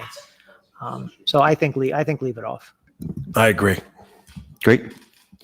If we wanted to add something on that end, not for cybersecurity, but we could talk about, like I said, the security implementation. We could say something along the lines of implement enhanced security technology that will ensure Denville schools continue to lead in providing safe and secure physical environment, or something along those lines, only because that is something, I don't know. I mean, I guess we're already kind of doing it. So we could also say we don't need to add it in there, but it is a big project. It is overarching, and it does point the community to also what we're doing. This is a little bit of telling the community as to what's important to us and what our focus areas are this year. And that doesn't always have to be something brand new that we just created. Great. And number 3, then, did we reword number 3 where we're keeping it in now, or is that off as well?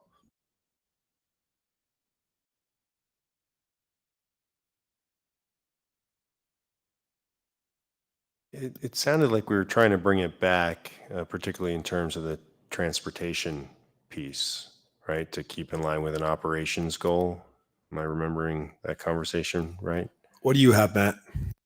I have that we were reconsidering the 2 pieces of instructional space and transportation, but not finalized.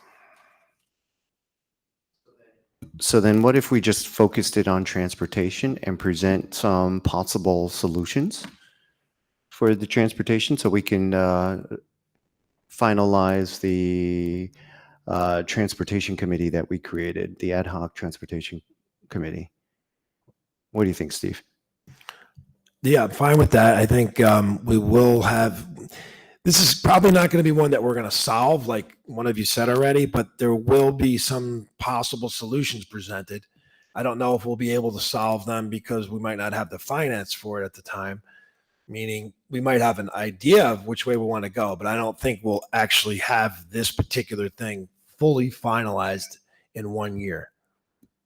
I agree. I think maybe if we could just present some options, like Dino had suggested earlier, and then we could discuss that in the committee and determine what those possible options are, maybe put a price tag on it, and then present it to the board. So how about investigate and report on possible solutions in the area of transportation? I like that. You got that one, Matt? Or you need? I do. Perfect. So I am going to have to go back to Mr. Anderson's last contribution, which was around security. So if you want to just, I know you took a piece. Do we want to add that or not? And I'm totally fine either way, guys. I think we should strike it then, because, Okay. yeah. No problem. Okay, so you have 4, right, Matt? I do. Would you like me to read Excellent. them? Good. But we move right on to Board the board goals. goals. Yep. So for the board goals, number 2, to represent the needs of the district through advocacy on matters of concern at the local, state, and/or national level, I think resonates well with me. So I think we could keep that. Does anyone else want to comment on number 2 real fast?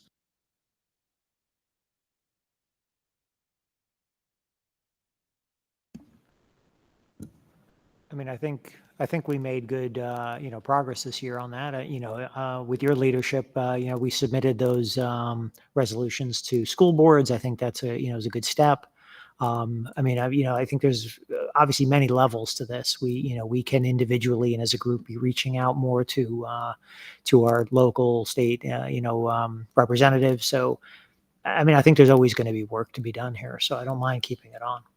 Yeah, I'm particularly interested about the special education rate that Steve was mentioning. So, classification rate. Number one, I feel like this is more of a district goal than a board goal. But I do have some other ideas, but want to hear some comments on number one and whether or not we feel that's a board goal.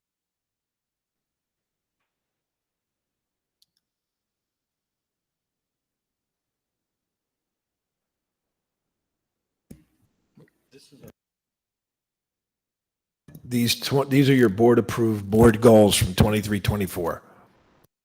Forgive me. I think it's my brain is a little tired. So, all right. So then, do we want to keep number two for the next year's goals as well?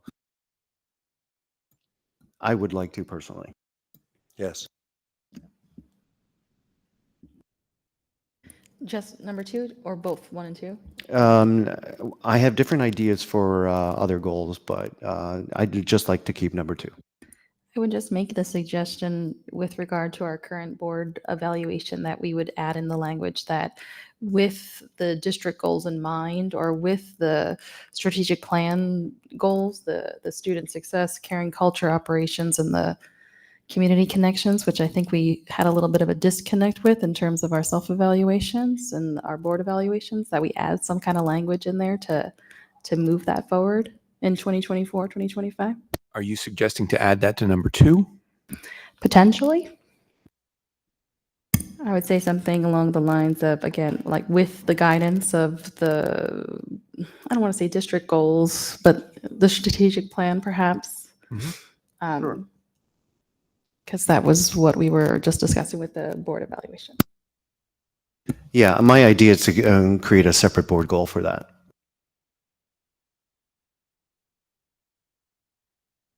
Okay, so the first board goal from last year, we're not going to continue for this year. Is everyone okay with that?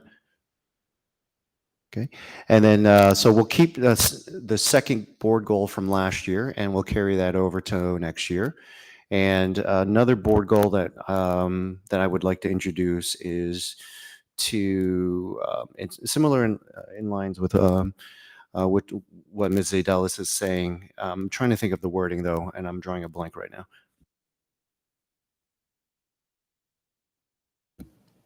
To regularly monitor progress towards achieving district vision, mission, and goals, making adjustments as needed. So regularly monitor progress towards achieving the district's vision, mission, and goals, making adjustments as needed.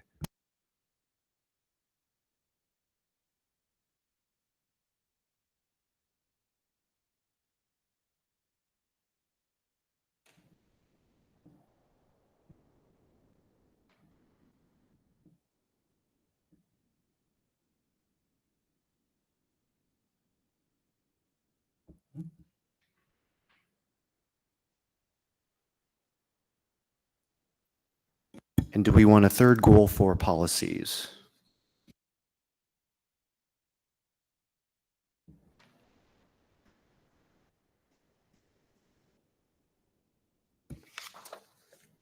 I personally would like to review the bylaws as a goal for next year and update it where necessary.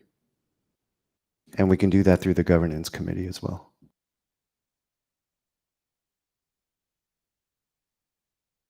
James, just one thing to think about. I try to think about our community involvement, and I know we're talking about trying to enhance communication with the community.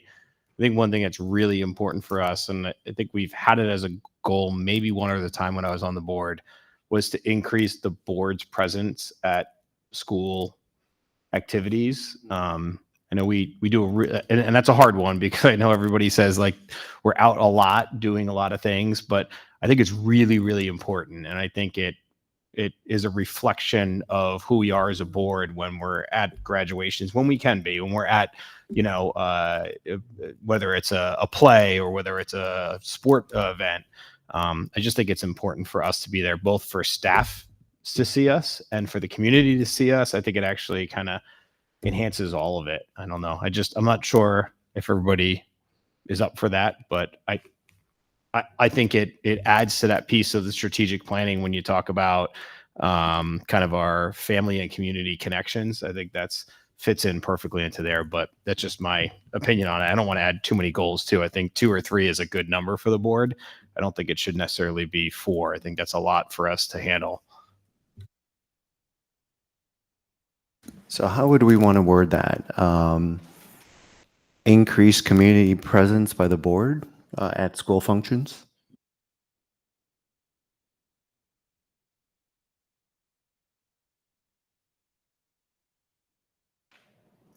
Dino said he would do it. He's Yeah, I volunteered by not being here, right?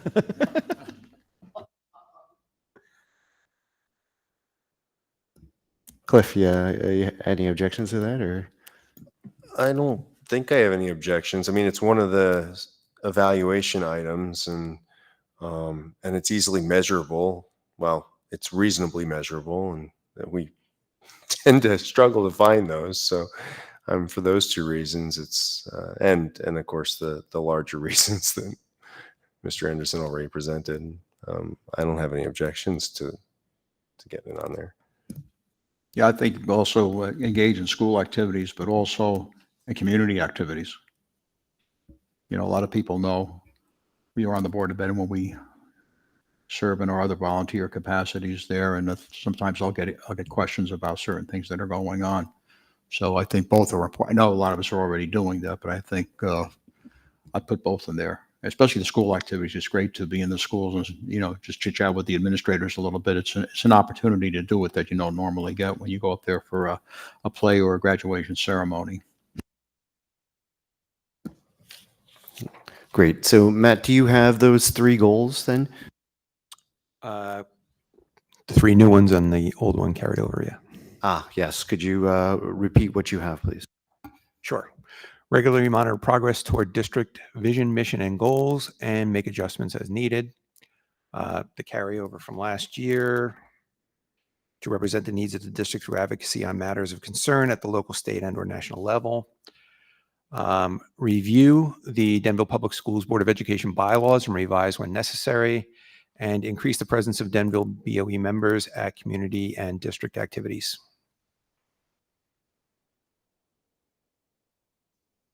There's only 32 bylaws, so that's a doable goal, I think, for a year. I agree. Okay. I'm going to assume that the silence means that we're done and we should move on to the rest of the agenda. So thank you very much, Matt. I really appreciate it. You're welcome. So as Charlene would typically do, you'll get a recap of these in writing over the next day or 2. And then, of course, it comes back to the board for any tweaks, revisions.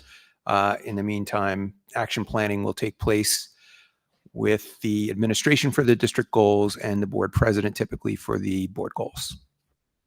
Great. Thank you. All right. Have a good night, folks. You too. Thanks, Matt. Okay, moving on with the agenda. Superintendent comments, please.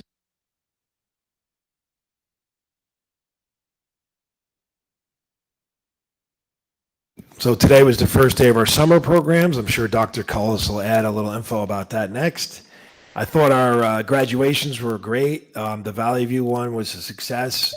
They did the graduation along with the awards assembly, and I was at the Lakeview pre-K graduations. I made 2 of those, and I made it to the Lakeview lead and 5th grade graduation and the Riverview graduation. And I thought they were great.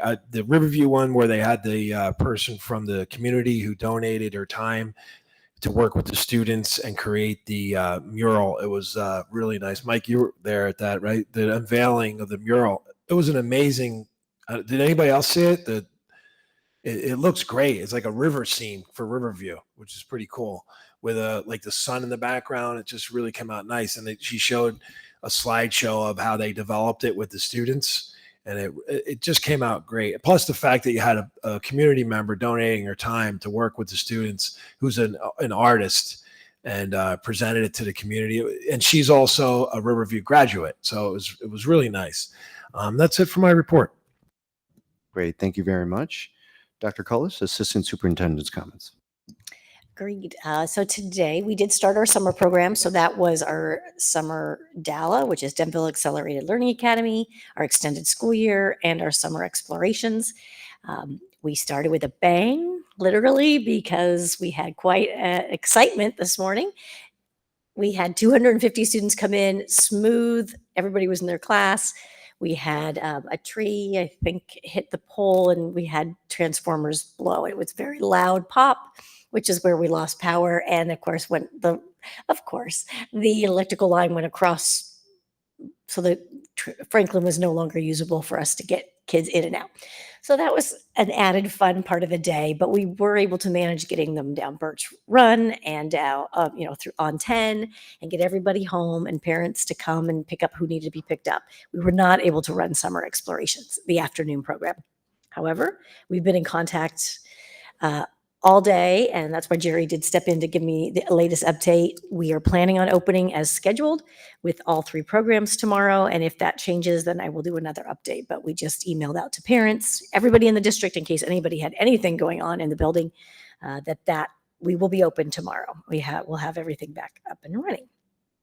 So that is great news. We have over 400 students registered for something in one of these programs. Well, I'm not even counting summer explorations. I'm just calling ESY and DALA. Now, they don't come every single week. We have pretty much about 250 a week, but over 400 kids are coming at some point, one of the 5 weeks. So I think that's fantastic that a lot of kids are getting service from that. We're offering a variety of things. We have individual tutoring, math tutoring for middle school students. We have reading tutoring, and then we have our 3-hour program that are more comprehensive. So quite a few things going. As far as kindergarten, we're about the same. We're still at 177, so that hasn't grown. So we're sitting at a nice space there. This concludes the Assistant Superintendent's report. Thank you very much. And Ms. Karofsky's not here, so no business administrators' comments. And at 9:29, we will open it up for public discussion.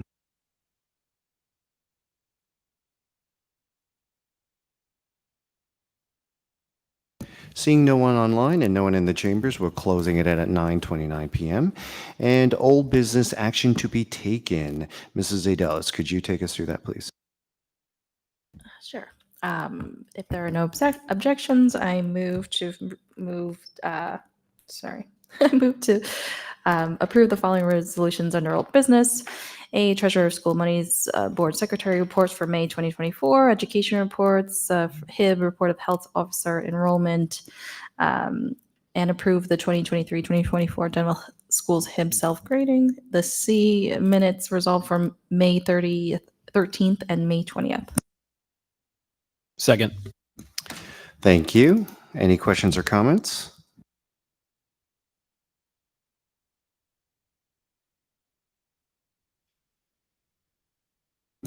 Okay, roll call, please. Dr. Moore, Yes. Ms. Adelis, Yes. Mr. Cass, Yes. Mr. Anderson, Yes. Mr. Capello, Yes. Mr. Kim. Yes. All right, new business action to be taken. Mr. Capello, if you could take us through personnel, please. I would be happy to. If there are no objections under personnel, I would like to move items 1, that represents A through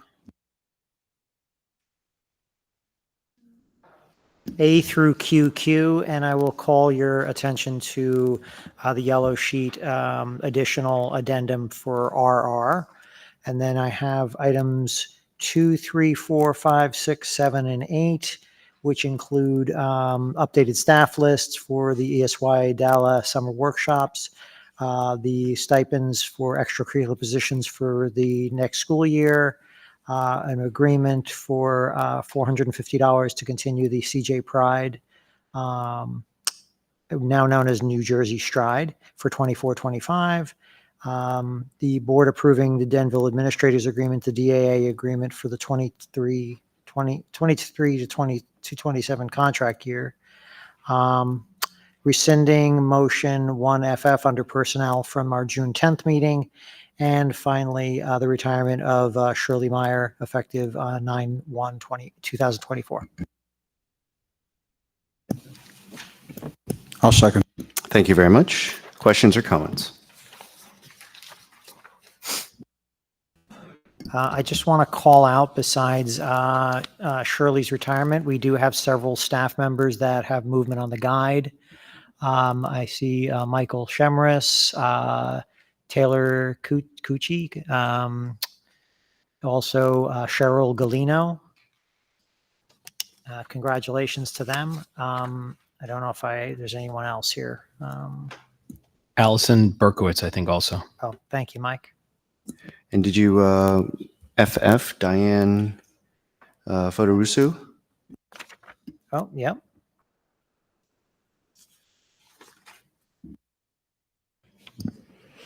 Just bring attention to retirement of Janet Baqueta, who's our beloved family consumer science teacher. She has been with us a long time and taught a lot of kids how to sew and cook.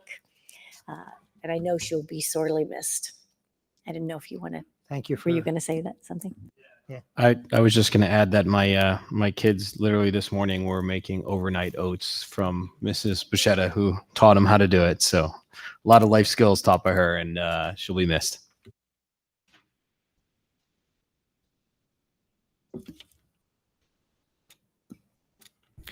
Okay, if there's no one else, roll call, please. Dr. Moore, Yes. Mrs. Adelis, Yes. Mr. Cass, Yes. Mr. Anderson, Yes. Mr. Capello, Yes. Mr. Kim. Yes. Dr. Moore, please take us through instruction and program. I'd like to move for approval the following resolutions under instruction and program. Under item number 1, A and B is Star Lab Training Workshop. And item number 2 is the approval of the attached proposal for Cornell Thomas lead from the front program for Valley View. And item number 3 is the board approved the Denville Township District ESL 3-year program plan. I'll second. Thank you. Questions or comments? Roll call, please. Dr. Moore, Yes. Mrs. Adelis, Yes. Mr. Cass, Yes. Mr. Anderson, Yes. Mr. Capello, Yes. Mr. Kim. Yes. And Mr. Anderson, letter C, finance, if you may. Sure. If there's no objections under C Finance, I'd like to move items number 1 through 19 as a block. That includes a checklist as well as some resolutions for movements of money and a whole bunch of non-resident tuition contracts, maintenance reserve transfer, standard operating procedure and internal control manual, some donations. Thank you to the 8th grade Valley View PTA parent committee headed by Christina Astorino and Christine Schiller of 10 pickleball nets and 10 pickleball sets to be used during recess and physical education classes. Agreement between the Uncommon Thread, as well as some out-of-district placement tuitions. Board approved the attached agreement between Core BTS to provide professional communication and communication project management services, as well as the board authorizes the resolution of member participation in the Monmouth Ocean Services Commission cooperative pricing system.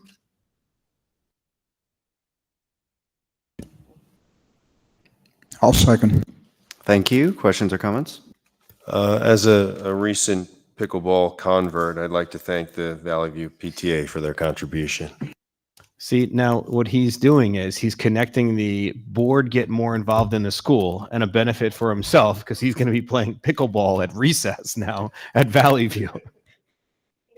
Someone's got to test those nets out, and yeah.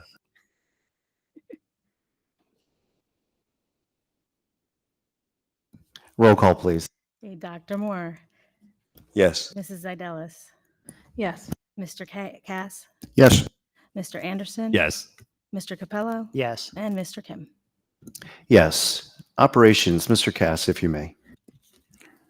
I'd like to move item number 1, transportation, as a block. We have 2 items for approving field trips for the Little Learner Academy using our buses. And we also have a board to approve the rental of a minibus from Rockaway Township for the school year 2024, 2025.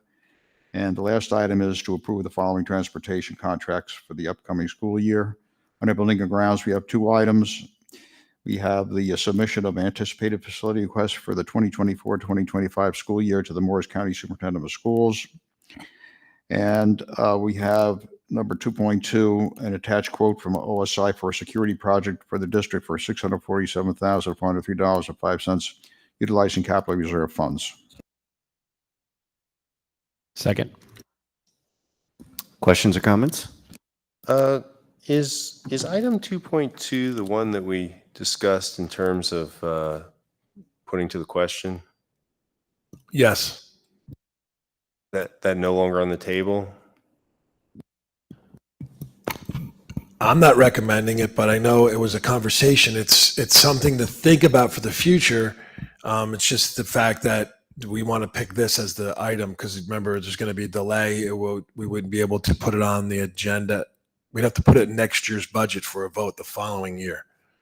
Yeah, I think the timing was the concern, was the need for this sooner rather than later.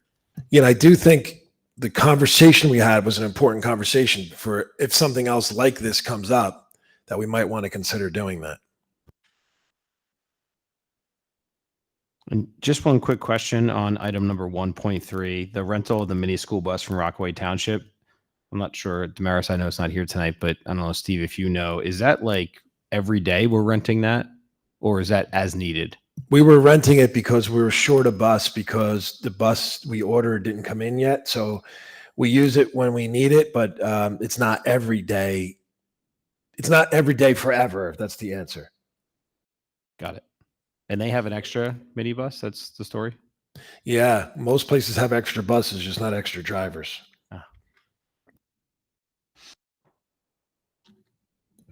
Roll call, please. Okay, Dr. Moore. Yes. Mrs. Adalis. Yes. Mr. Cass. Yes. Mr. Anderson. Yes. Mr. Capello. Yes. And Mr. Kim. Yes. Okay, section 5, good of the cause, committee reports, correspondence, and discussion items. These are the 3 things I have for today's highlights. I have Matt Lee from New Jersey School Board Association and District Administration presented to the board on progress of the 23-24 district and board goals, along with the board self-evaluation for 23-24. The board discussed and created district and board goals for 24-25. And the last one, the board accepted a donation of physical education equipment from the Valley View PTA. Sounds great. Any other contributions? Yes. Our Challenger Soccer program for Hub Soccer for the special needs students has really taken off this year. We're close to 40 enrollees. So going to be needing a lot of help. That's a good thing. We've always struggled with some of the enrollment, but the last couple of years have been very good. And Grace's communications have really helped generate a lot of interest. I've getting a lot of emails, questions, and things like that.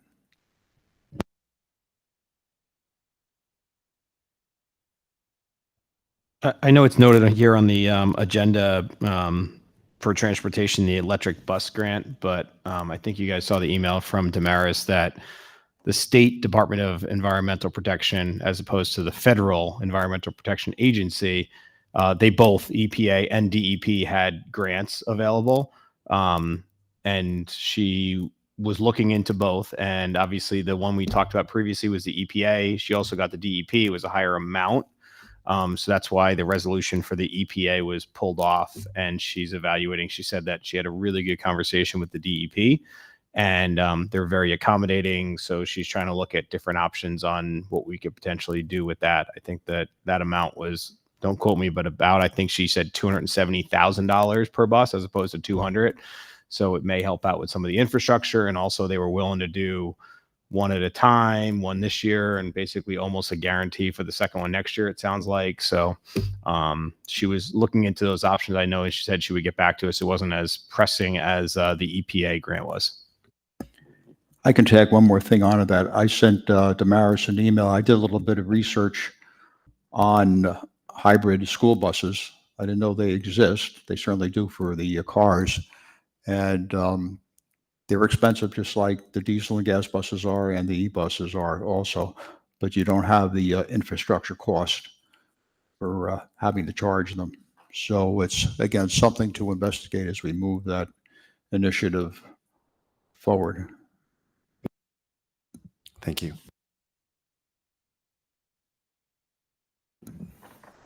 Okay, moving on to the agenda. We'll go ahead and open it up to public comments again at 9:42 p.m. And as we're doing that, Steve, do you have a need for an executive? Yes, we do. Excellent. Okay. No one. Seeing no one in the chambers and no one online, we're going to close the open public comment section at 9:42 p.m. And Missy Dallas, can you take us to executive, please? Sure can. I move to convene an executive session in accordance with Section 8 of the Open Public Meetings Act. The purpose of this closed session will be to discuss negotiations, legal, security, and personnel issues. Minutes of this session will be made available to the public when the need for confidentiality no longer exists. Second. Thank you. All in favor? Aye. Any nays? Any abstentions? Abstentions. Okay, we are in executive at 9:43 p.m. for the public. We will not be voting when we come out of executive, so we'll be adjourning afterwards. Thank you very much.